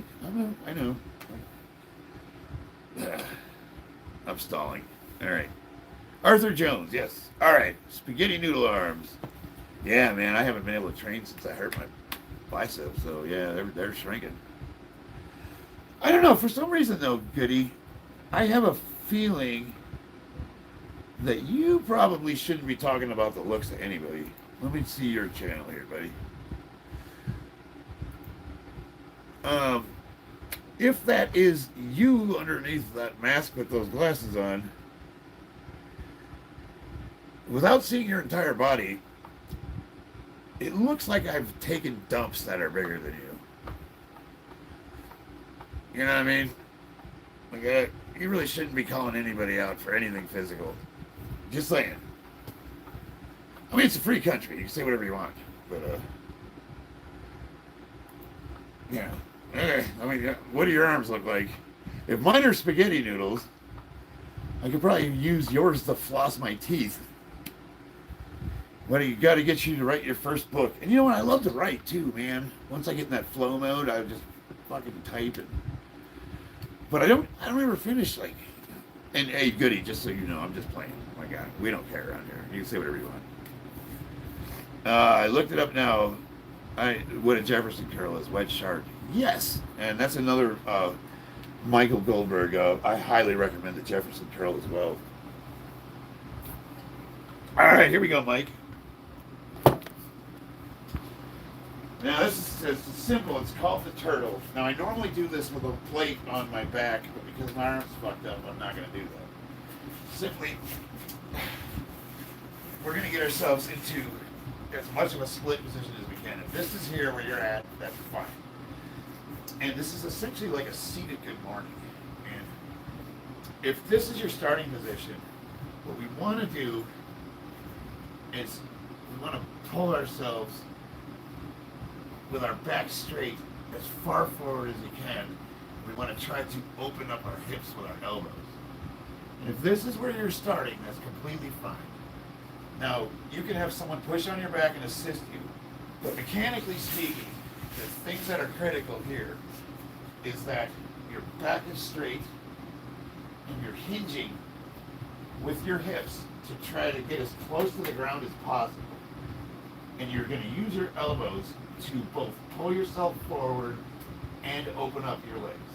And we're going to literally go until it's uncomfortable and sit in that for 15 to 30 seconds. And we're hinging forward, so we want to do these in sets. If you can, take a plate and put it on your back and use weight to assist you. That's what I would normally have a 45-pound plate on my back to do these. Now, if that is too awkward for you, you can do what's called a seated good morning. You take a weight bench and hit your legs out in front of you, and the same thing, you're going to hit your hinge. You're going to put your feet out as far as you can, and you're going to put a barbell on your back and just do good mornings. This chair is probably a little bit too high. Your bench is probably better. But you're really good. You're just pushing as close to the ground as you can. And you same principle. You want to open up the hips as much as you can. You're pushing yourself up off your heels. So when I'm down here with the weights, I'm not using my back. I'm pushing with my legs. That fires your posterior chain, your hamstrings, and it focuses on your hips instead of the small of your back.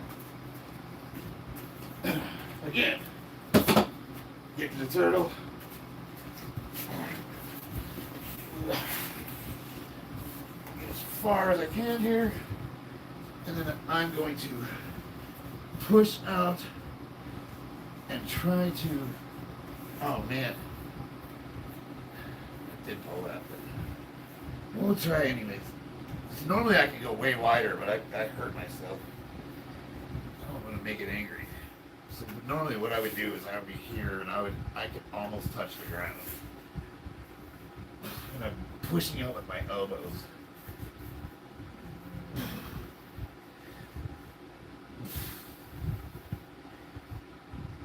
And then after that I cross and grab each side. I can't do this side, but I can do this one.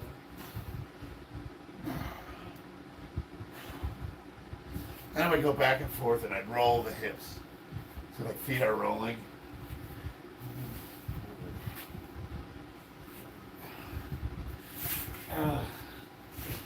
Now I've got a ton of videos where I demonstrate that way better because I'm not injured and I can get way farther. I can almost do side splits. But those I do them almost every day. And all those exercises, if you perform those, there's more too. If those are not enough, I have a shit ton of them. I have alternatives to those.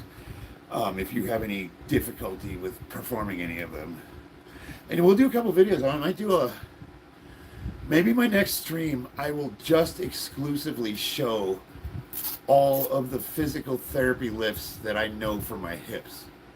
That would definitely fill an hour and a half.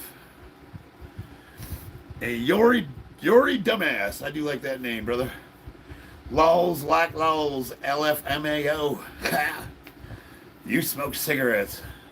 Outlaw. If you're wondering why my voice is like this, and I have it on video, I pinned my neck with a barbell when I was bench pressing, and then I almost died. Like I really thought I was gonna die. I was pinned on the bench, and I was screaming for help, and nobody heard me. And for a minute there, I was like, I'm fucked. I'm done. I'm gonna die.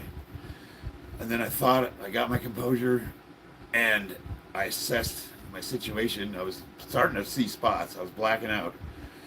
And I thought, well, okay, I'm at the edge of the bench. If I just fucking roll as hard as I can, and I was able to pop out of it, and I'm okay. But I fucked my throat up.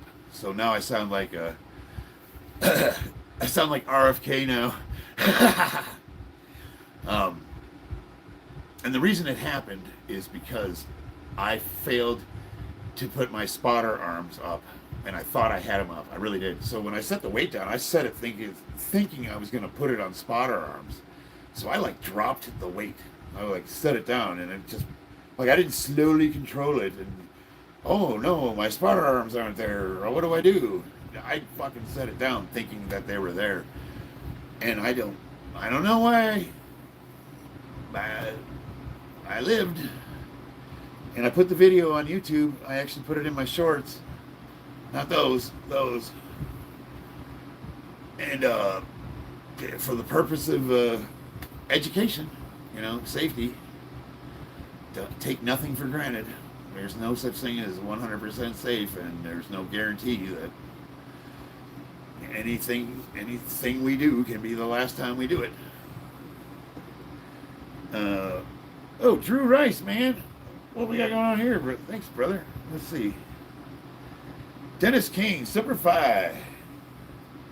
Freshly Wild, please don't delete the stream. Why would I delete the stream? Keep going lower, the Diddler. The Diddler. That sounds like a Batman villain. Robin, to the Batmobile. Who are we after? The Diddler. So, you didn't always have a deep voice. No, I did. I had a deep voice. I had like a sexy, like, hey, WSUX, late night, every night. Thanks for tuning in. You know, I had a nice like radio voice. Now I sound like a smoker with a tracheotomy. Like, yeah. And you know what? It's all good, man. I don't mind. Damn, yo, lucky bro. Holy shit. Quinn Davidson Green. Yeah, you know what? I'm very fortunate, very blessed. Drop a like if you haven't already. Now you can say EA Sports. It's in the game. EA Sports. It's in the game. Freshly Wild. Great searches. Thank you. Thank you, Bobby, for that Jefferson curl. Yes, the Jefferson curl is another indispensable lift. I didn't want to inundate you with anything too complicated, Michael, but here's the thing. You are totally 100% welcome to hit me up on Instagram. If you go to my page, you get that little bubble down there that looks like me, or is it up? Where's that? It's on the screen somewhere. Somewhere you can go to my page, and the first thing right under my title is a link to my Instagram. I'm really bad at checking my messages. I'm getting better now that I'm starting to get popular and people are hitting me up more. I'm trying to check my messages more frequently, but there was times where I wouldn't check them for a week. Regardless, if you send me a message and I don't get back to you immediately, I will get back to you, I promise. From there, we can do a little bit more personal coaching. You know, like I could have a better conversation one-on-one and kind of get you dialed in with like something specific to your situation. You know, we'll take a look at your injury and see what you're dealing with, and maybe come up with something more appropriate. That's an offer. I'm offering it. It's up to you. I mean, whatever. It's like if you do hit me up on Instagram, you have to subscribe though. That's the rule. All right. Will it go back to normal? Will what go back to normal? Is that video still up? Quinn Davidson Green. Yeah, let me look at my homepage here. Let me see. So, if I go to view your channel, and I go to your videos,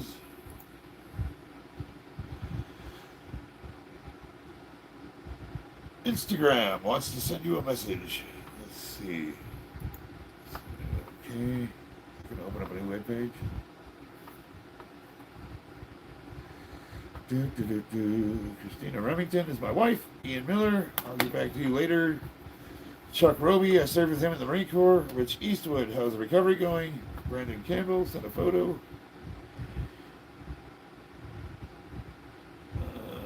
Message request. That's another thing. I didn't know there was a message request inbox. So I had like 5 people that were like, thought I was ignoring them, and I didn't even know they were messaging me. Alright, it's Freshly. I'm not accepting Freshly's request. That creep. No, I'm just kidding, dude. Jake Lee. So we're going to accept that one. Anyway, so let's go back to my video list. See if I can find it. I'll post a link. I believe it was a short. And it happened. We'll go with most popular because I think it got a couple thousand views.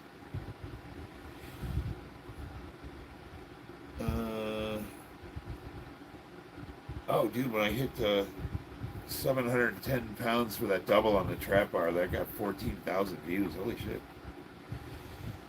335, set of 4. Playing with knives in the desert. That was a fun one. 50-year-old Marine, bench presses. Oh, no, not that one. Bench press failed. My wife saves my life. My wife is usually my spotter, and she bails me out a lot. And people are like, how can a 140-pound woman spot someone benching 400 pounds? It's easy. I mean, assuming you're not putting so much weight on the bar that you don't have any chance of getting it, you're probably making a reasonable attempt at a PR. So, if you have a spotter that knows what they're doing, and say you come off your chest and you say, take it, all she has to do is lift it just enough for you to press it and guide it into the bar. Now, there's two things. One, you have to complete the rep because she's only taken a little off. Two, you find out where your sticking point is so you can work that range of motion. Wonderful. But you have to be coordinated with your spotter. You both have to be on the same page, otherwise someone's going to die. All right, where is that video? Marine forgot. Oh, here we go. Marine forgot spotter arms and almost suffocated at bench press fail. Is that this one? Yeah. Oof. Don't want to watch this. Oh. Ah. Hurts to watch. So let me post this link. Copy and paste. See if I don't know if this will let me post links, but I'm going to do it. Enter. So I just posted a link for me almost killing myself in my garage. Freshly Wild sent me $1. Nerd in the herd. What's up? Hey, brother, hope you're doing all well. Yeah, no, I'm doing great, man.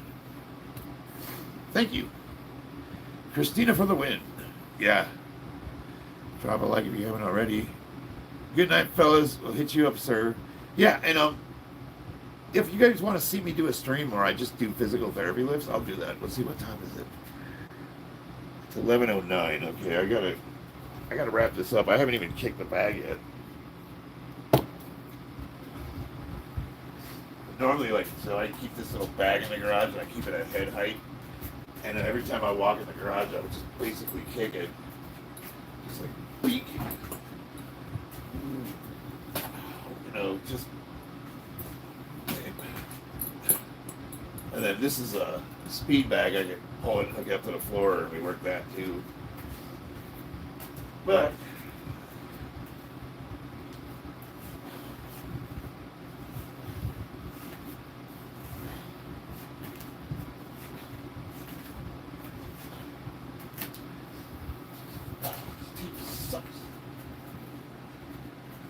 Rotation of this shit. This is a warm-up I do. Try to get the rotation.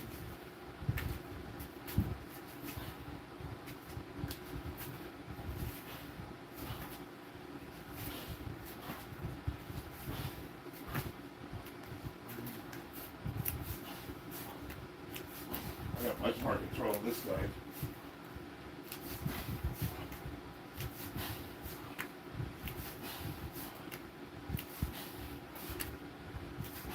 And that's because of the back injury too, of that imbalance I have.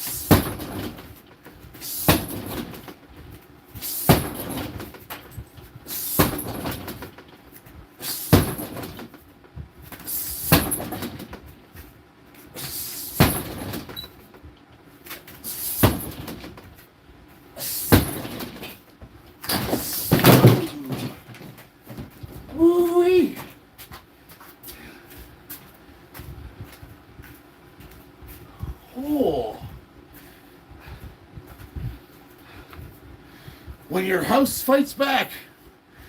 Did that get on video? When will your voice go back to normal? Probably never. Good night, fellas. I'll hit you up, sir. Yes, sir, Michael. Feel like you squat aggressively and quickly every minute, and a chicken-like fart comes out. You got some weird fantasies, Will.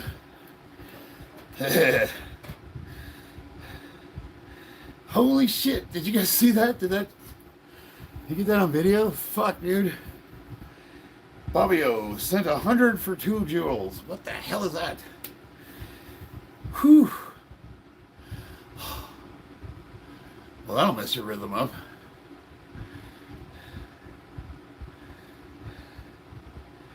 You know, I get these fucking assholes on YouTube and, like, you know, say I'm not, like, turning my hips properly, or maybe I could, you know, snap a little better. You get a little bit of rotation, you know. Make sure you turn your foot all the way over. You get these guys that are all like UFC fight commentators, and there's always something in your form you can improve. But you know what I'm saying? And they'll be like, "Oh, your kicks suck," and I'm like, I'm literally shaking my fucking garage, and that's a 160-pound bag, and I'm doing warm-up kicks. Like, what would it do to you if I fucking hit you as hard as I could, like right in your kneecap? You know what I mean? But, you know, guys know how to defend that. Like, I would literally break your shit. How you doing, big fella? How's the arm, Big John? Not doing too bad. Good morning from the United Kingdom. I'm breaking my house. I'm totally going to make a short video out of that.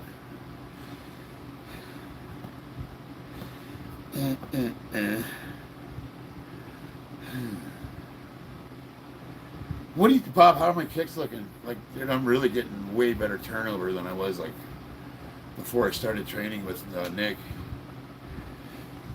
I haven't trained in a month, but I feel like I'm getting pretty good rotation. Robert Millions Scratch, the long name. But how are they looking? How's the rotation looking? Am I turning my hips? Like, am I getting my, Who broke your arm? Aaron. I was exploring myself in the shower. I was really getting in there, and I slipped. Broke it. Hey, dude, I'm here. Ian. Now, I was deadlifting 635 pounds to be specific. And right as I was about to lock out, and I must have hitched it a little. And it's on video too. You guys can go to my short videos list and see it. And you can see the bicep pop right off the radius. Looks a little stiff, but it's okay. Oh yeah, I'm dude, I haven't trained in like a month, man. I'm just trying to loosen up because the gym called me and they asked me when I was going to come back, and they want me to just, even if I can't use this arm, they want me to start like doing technique and stuff. They said that there's no reason for me to be sitting around doing nothing. So before I go back to the gym, I kind of wanted to, you know, loosen up and remind myself that I can still do this shit.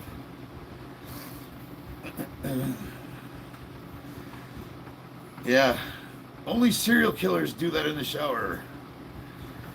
Trying to think of a joke. Ah, fuck. No, I got nothing. Check DMs. Oh no, Ian, I saw I had a message from you. I just I'll get to it after the stream here. Fuck, 2:10. I need to go to bed. I gotta work tomorrow. I haven't done anything yet.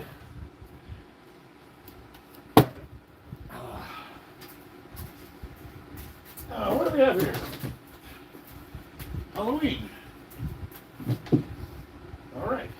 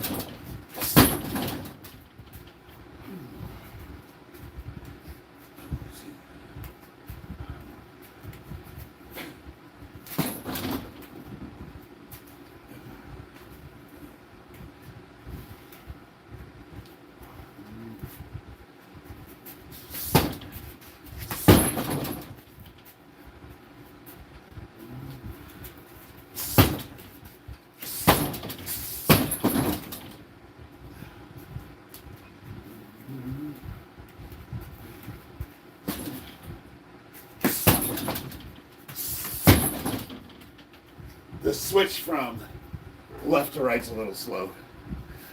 Gotta work on that transition.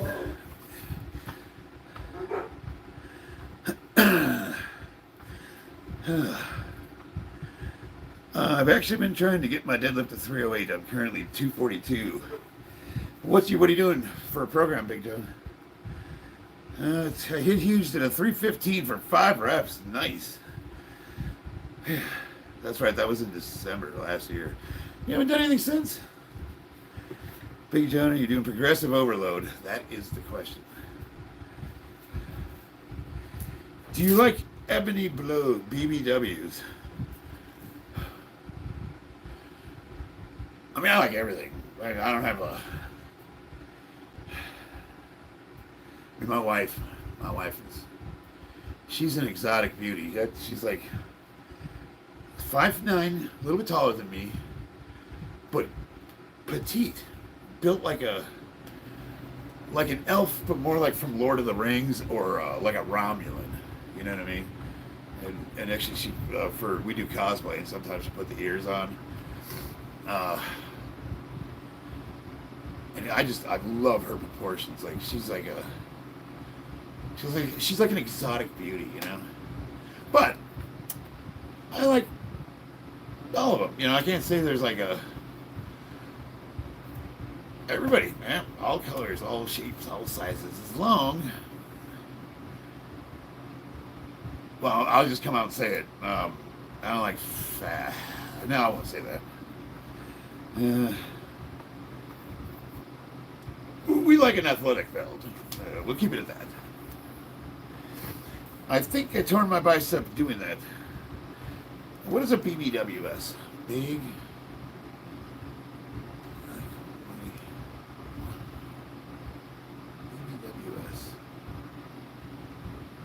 I don't know what that acronym is, but I'm thinking like big old butt. Which is what I have. A lot of people say there's a lot of junk in my trunk. What you gonna do with all that junk? All that junk that's in your trunk? I'm gonna get you drunk with a lady hump. My lovely lady hump. Big beautiful women. Big booty black women. Drop a like if you haven't already. As long as you're clean, I'm gonna send it. I like that, Steven.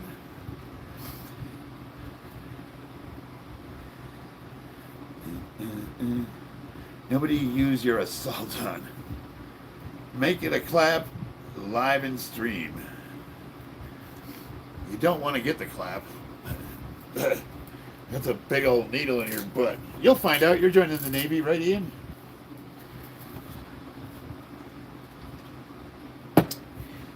If you don't have a corpsman give you a 6-inch needle into your gluteus maximus because your piss is on fire, you haven't done 4 years in the Navy. All right. Show me some moves. I can do the robot. Fuck, I need to wrap it up. It's 2:18 and I gotta get up at like 4 in the morning. But, let's see. So, here's what I'm dealing with. I kind of pulled my hamstring a little, so I'm kind of tender. So normally I could do like an axe kick, and I like to hit my buddy here. We'll call him Mr. Wolverine, right in the face. So that would look something like, you know, like bam, and then a side kicking, but I'm having a real hard time pulling this. So I don't want to anger it more. Like my go-to move is like a cheap, and then I come across, like bam, I slap him with my foot.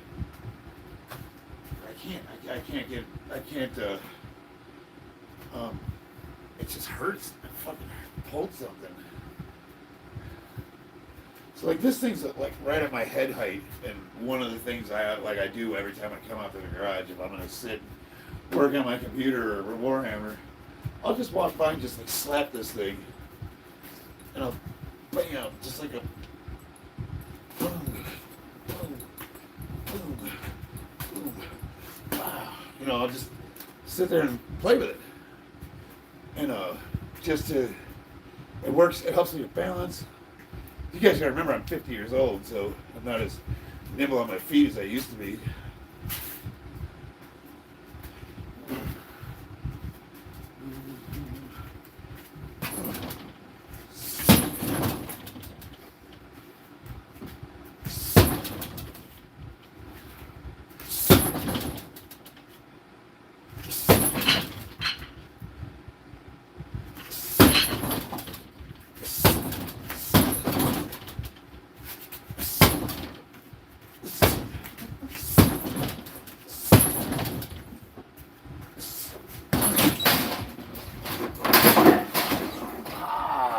Jackpot.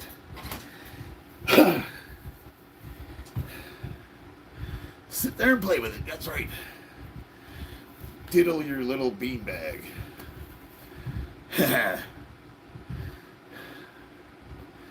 Here, watch the mirror. Now that mirror is there so I can do shadow boxing. Like to, you gotta do shadow boxing. I can't.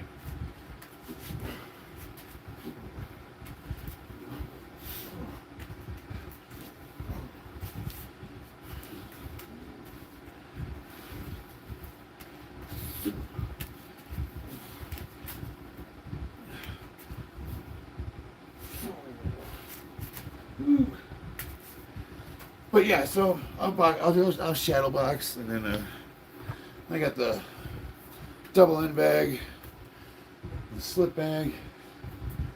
There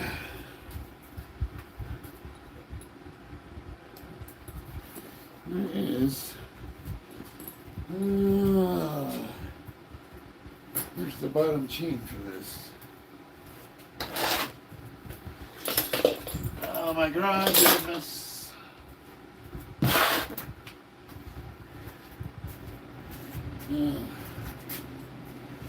That sucks.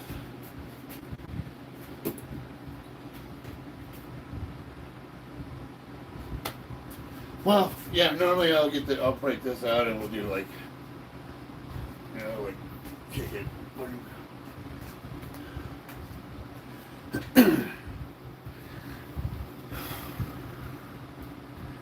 How strong is the punch? I hit hard, dude. Like, obviously I can't use this arm, but I have really good body rotation. I have a fucking mean left hook.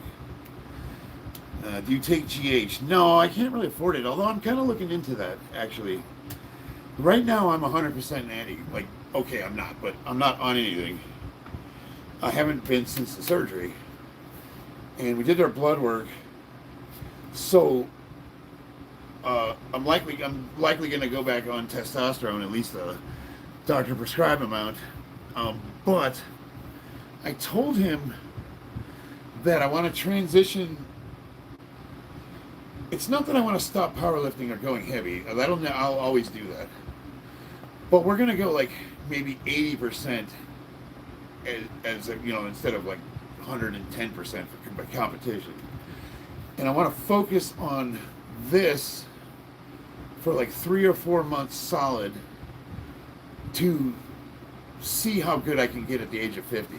Really give it I know the fundamentals, but you're slow. You're a 50-year-old. Like, even if you're super good shape, Jason Statham or whatever, we have like a round in us before we gas out. I'm 100% convinced that if Mike Tyson was allowed to fight the way he wanted to, he would have annihilated Jake Paul within 30 seconds of that first round. Conversely, he probably would have been dead if he was in a real fight by the third or fourth. We just don't have the gas. We don't. So, like, I have like maybe 2 rounds that I can really put hardcore effort into, and if I don't get them in 2 rounds, like, they're just gonna fuck me up. Yeah, I do. I have a lot of power in my legs, so really, what I really need to do is hone my technique and apply that power. Wait till after the surgery. What I already had is done. Like, now I'm just rehabbing. What time do you wake up at? Normally about 4 in the morning.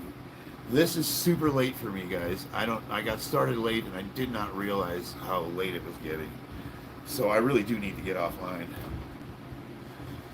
Go to your doctor or insurance and give you tests. Oh, I'm all hooked up. I got a clinic. I got a doctor.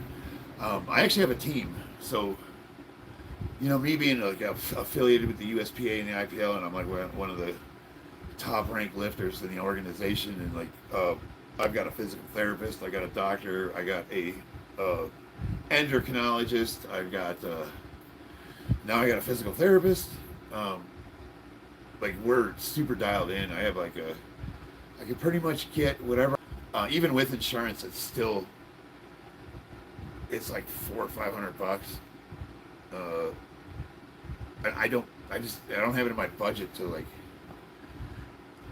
all these rich actors and these guys online. They're we'll say like Sylvester Stallone or Arnold Schwarzenegger or Ronnie Coleman. These guys are like, Ronnie's making a comeback now that he got his surgery fixed. He's looking good, man. And they just have all this stuff at their disposal. Jay Cutler, I go to the same clinic Jay Cutler goes to. And he pretty much walks in there and gets whatever the fuck he needs, and he probably doesn't even ask how much it costs. For me, I'm like, you got anything in the bargain bin? Yeah, like, any of the tests expired going bad? Got anything on sale? How do your joints feel? Awesome. So, again, this is probably going to show how old I am, but I was having, at the peak of my powerlifting, which is March, my knees were killing me, my arms were hurting, my shoulders hurt, and then I stopped lifting heavy, and then, go figure, you feel better, right? But I was still having some, I had to wear wraps on my knees, elbow, I had tendonitis everywhere, and my doctor gave me Celebrex,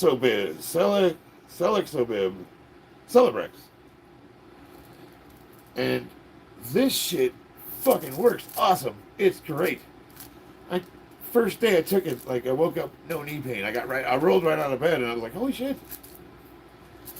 And then I watched the commercial for this stuff, and it's like two octogenarians dancing, like an old man and woman, and they're like, Celebrex, dance to the music, and they're like fucking 90 years old, and they're doing the waltz. I'm like, yeah, I'm getting old, guys. Hey, you make it this far, and you tell me. And I don't fucking let any pain, injury, anything hold me back. You know what I mean? I just keep on going, brother. Let me see here. How much for a gram of Celebrex? I get it free if you want. Your mom. That's a good name. Fetri. Michael Mercado. Fetty. Why did you retire from wrestling? How old are you, my guy? I'm 50 years old, brother. I never wrestling. Yeah. The only one I wrestle with is in my bedroom. I hope I didn't retire. Do you work out every day? No, so even when I was training for competition, lifting heavy, I'd only lift heavy 3 days a week. But I always tried to do some kind of physical activity every day, whether it's stretching or, cardio, lightweight stuff, something. I would do something athletic every day. I mean, it could be take our dog out to the hills and do some rock climbing even. Just whatever it is, I'm going to do something physical that is a challenge outside of my normal daily routine. So even if you bust your ass at work, you still need to do something outside of that. A lot of guys tell me, I work fucking hard, man. I'm in construction. I lift steel every day. Why do you look like a bag of shit? I'll tell you. Your body needs stress to adapt, and it will adapt to the amount of stress that you give it. So if your daily activities are busting your ass lifting heavy steel every day, you're pretty much doing the same thing every day, and your body has already adapted to that routine. So, in order to progress, you need to do something more. So you got to do it. You got, like I told him, you got to go to the gym and lift something heavy. You got to fucking, like, you're wearing yourself out and beating yourself up every day, but you're not making any progress. And you're already strong enough to do that physical activity, and you'll be that strong, and that's way stronger than the average man. But if you're trying to get big fucking arms, you're not going to do it picking rebar up. Have you been to sleep yet? No, it's my bedtime. It's 11:30. Normally I try to get to bed by 11 at the latest. He twerks out every day. I wonder if I... Can I learn how to twerk? Danny says, "Do you ever sleep?" I go, "Okay, I get it, guys. It's past my bedtime. All right, I get it. All right." Jesus Christ, you're worse than my wife. Actually, she doesn't. She doesn't harass me about that. You look like Edge from WWE. I'm gonna take your word for it. What's your best powerlifting total? On record is 1650. I thought you said it's 2:30, Cody. No, it's only 11:30 here. Where I live in Vegas, Las Vegas, Nevada. Hi, sir. Hope you will be okay soon. Thank you, Strength. He's a grown man. Christina is too. She doesn't bother you. No, but she will. Like if I'm starting to do bad habits, like not sleeping properly or staying awake, she'll say something to me. I mean, like I would hope so. I mean, if she didn't give a shit about me, she probably would. So Danny Wolf Strongman, one of my favoriteest people, is in the chat.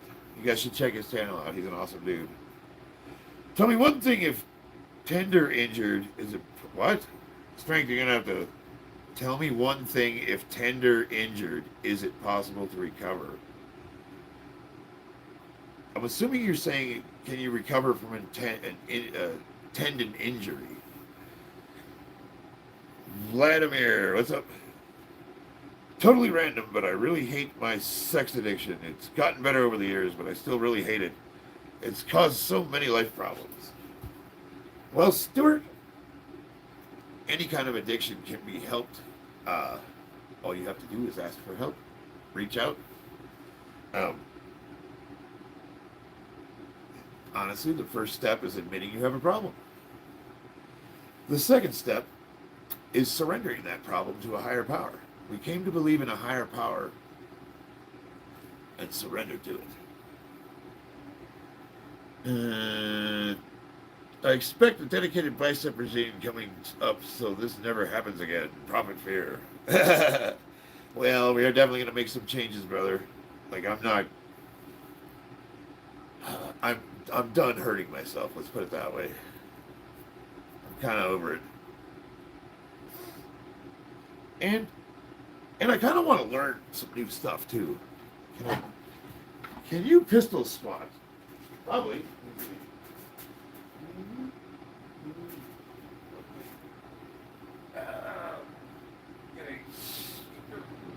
Get your leg up there. It's a problem if I can't get my leg up. I wonder if I start from like a seated squat position and I lean to one side and balance. Can I stick my leg out?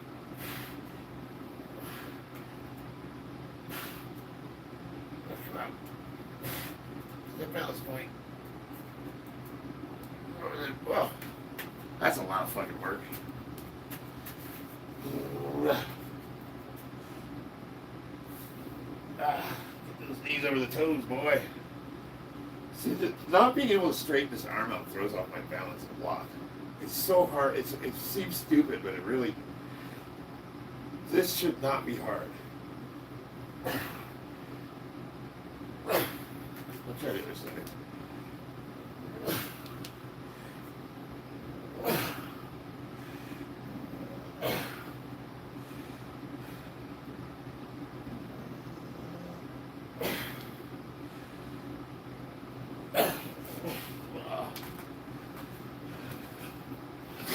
I guess. I don't know. It could be better. It's not very.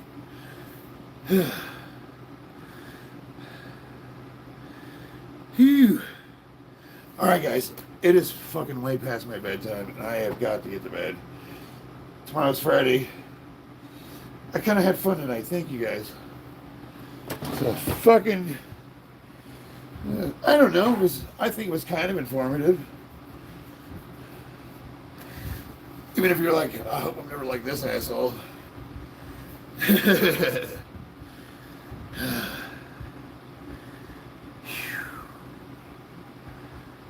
Amen. Those are good words. Thank you, Stuart MC. Oh man, if there's one thing I know, it's addiction, brother.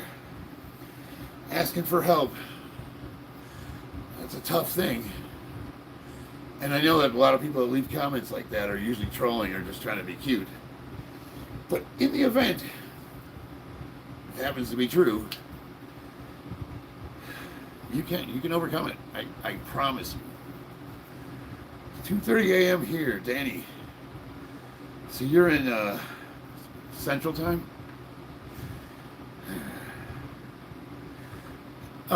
Prophet, if you're still in the chat, dude, thanks for dropping by. I've been meaning to actually talk to you. But outside of posting or doing my live streams and posting shorts, I really haven't been getting online, man. I've been working my ass off, and I got to start getting better about getting online and talking to people and interacting with the groups that I'm part of, because I want to make a Discord server for members only, and I'm going to offer really basic memberships with like ranks and stuff. And there's going to be some people that are grandfathered in, like, you know what I mean, like you, Bobby, you're just automatically a member.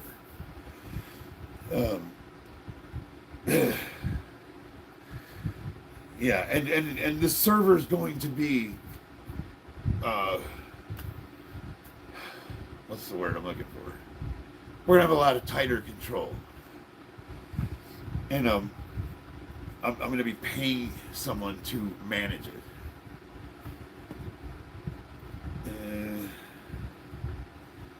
Yeah, like I want it to be like, you know, if I'm gonna go out of my way to make something and offer a membership to the small handful of loyal subscribers that actually do come back and watch me on a regular basis, even though I've got 8,000 subs, I doubt 100 of them are regular.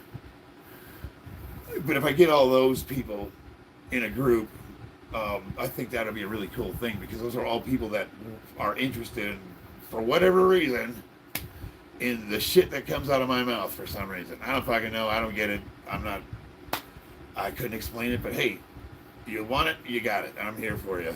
And I think we can make something kind of cool. You know what I mean? Like Steven would be grandfathered in.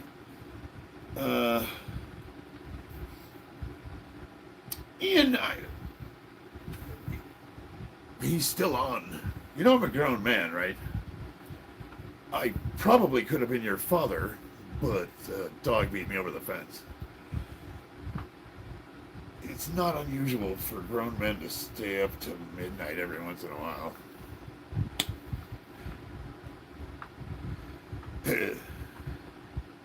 Steven Sullivan, Semper Fi, brother. We got some veterans here. We got Bobby, Navy, Steven, Jarhead, Ian. Ian's a tadpole. Yeah, so Ian says I'm insane. Was I ever sane? Runner boy should not be grandfathered in. We'll talk. But, you know, I feel like my shoulders are shrinking. I haven't really been doing much upper body stuff. But I hope I'll be out of this in possibly tomorrow, probably another week. And then I can start doing whatever resistance training my doctor prescribes, and then we can start, you know, getting after it. Because I'm getting sick of working legs. Can you hit a tornado kick?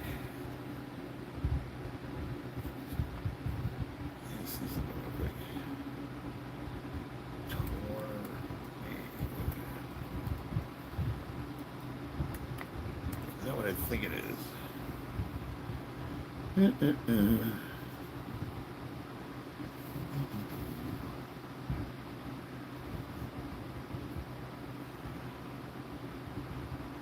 Ooh, might be rough on my knees.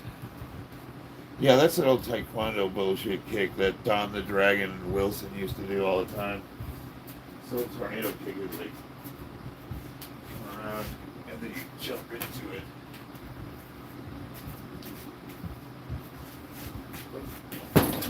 I probably have to practice it, but I think I can get that down.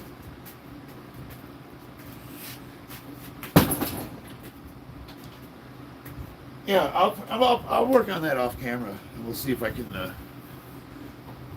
get that down. That's one we used to do in Taekwondo a lot, but that was 25 years ago. So, and I weighed a lot less. I'm a little bit heavier.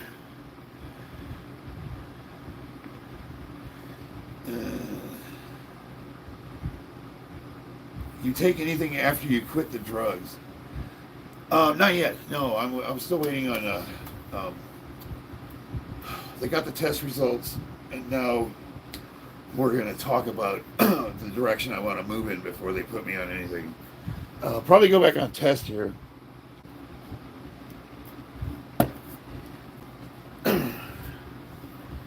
Bobby, you should come back to the Bromley cord. DT has been banned. Switch fake left spinning heel kick. Switch fake.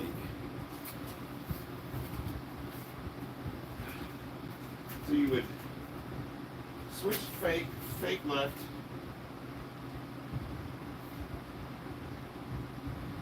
And then where am I spinning into? Normally, like, tie out, and then when I do a heel kick, but with a fake from the left, maybe I'm not understanding you right. For posting sus things about harassing kids.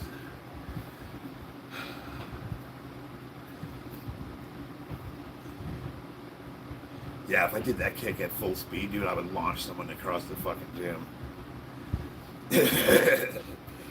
DT posting sus things about harassing kids or teenage lolcows. I am gonna take your word for it, but and Runner Boy has disappeared across the servers. He still pops on my streams though. He always asks me if I've watched his lifts. And I do, I actually check him out. Do you have sleep apnea? I probably do, but why do you ask?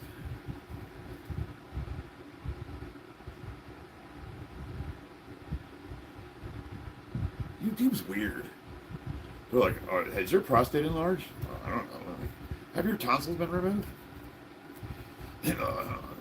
Which hand do you... No, Like, they want to know, like, really personal things, you know?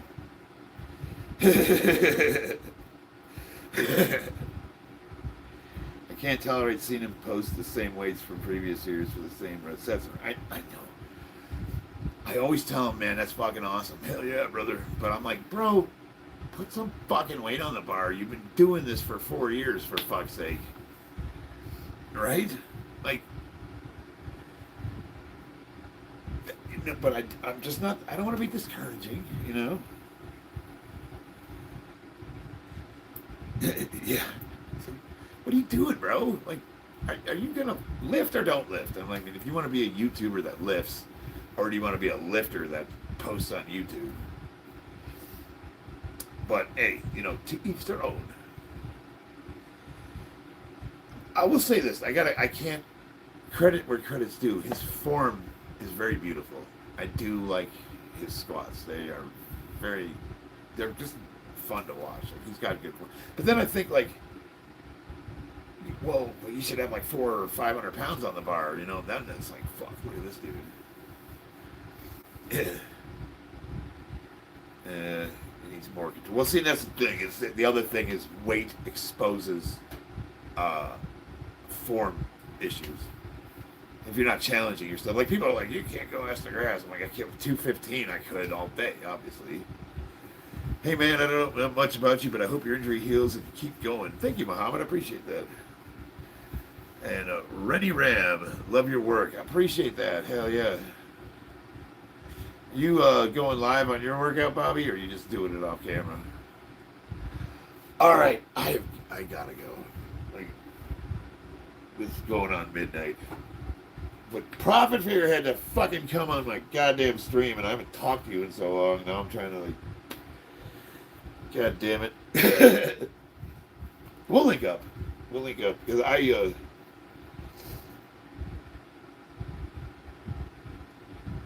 give it. No, you don't like it. Dude, Prophet, I don't know if you realize this. I don't want to. I'm kind of a fanboy. I like your rants. I like it when you make fun of people. But I also really enjoy the way you lift. And while I don't do all of them, of the ones that I do have really become indispensable to my routine. And there's so much I want to learn about proper time under tension and what do you call it, partial range. I need to pick your brain about some stuff, and I just like, you know, I'll get online and be like, oh, what am I doing today? I don't know, the same fucking thing I do every day, and then I just get into it and I don't even really think about it. But now it's like I'm kind of trying to make a plan moving forward, and once this fucking thing comes off, it's go time. You know what I mean? And I really want to bulletproof myself because I really do believe I've got one left in me. But for now, all of that is on the shelf. The only thing I'm focused on is healing this.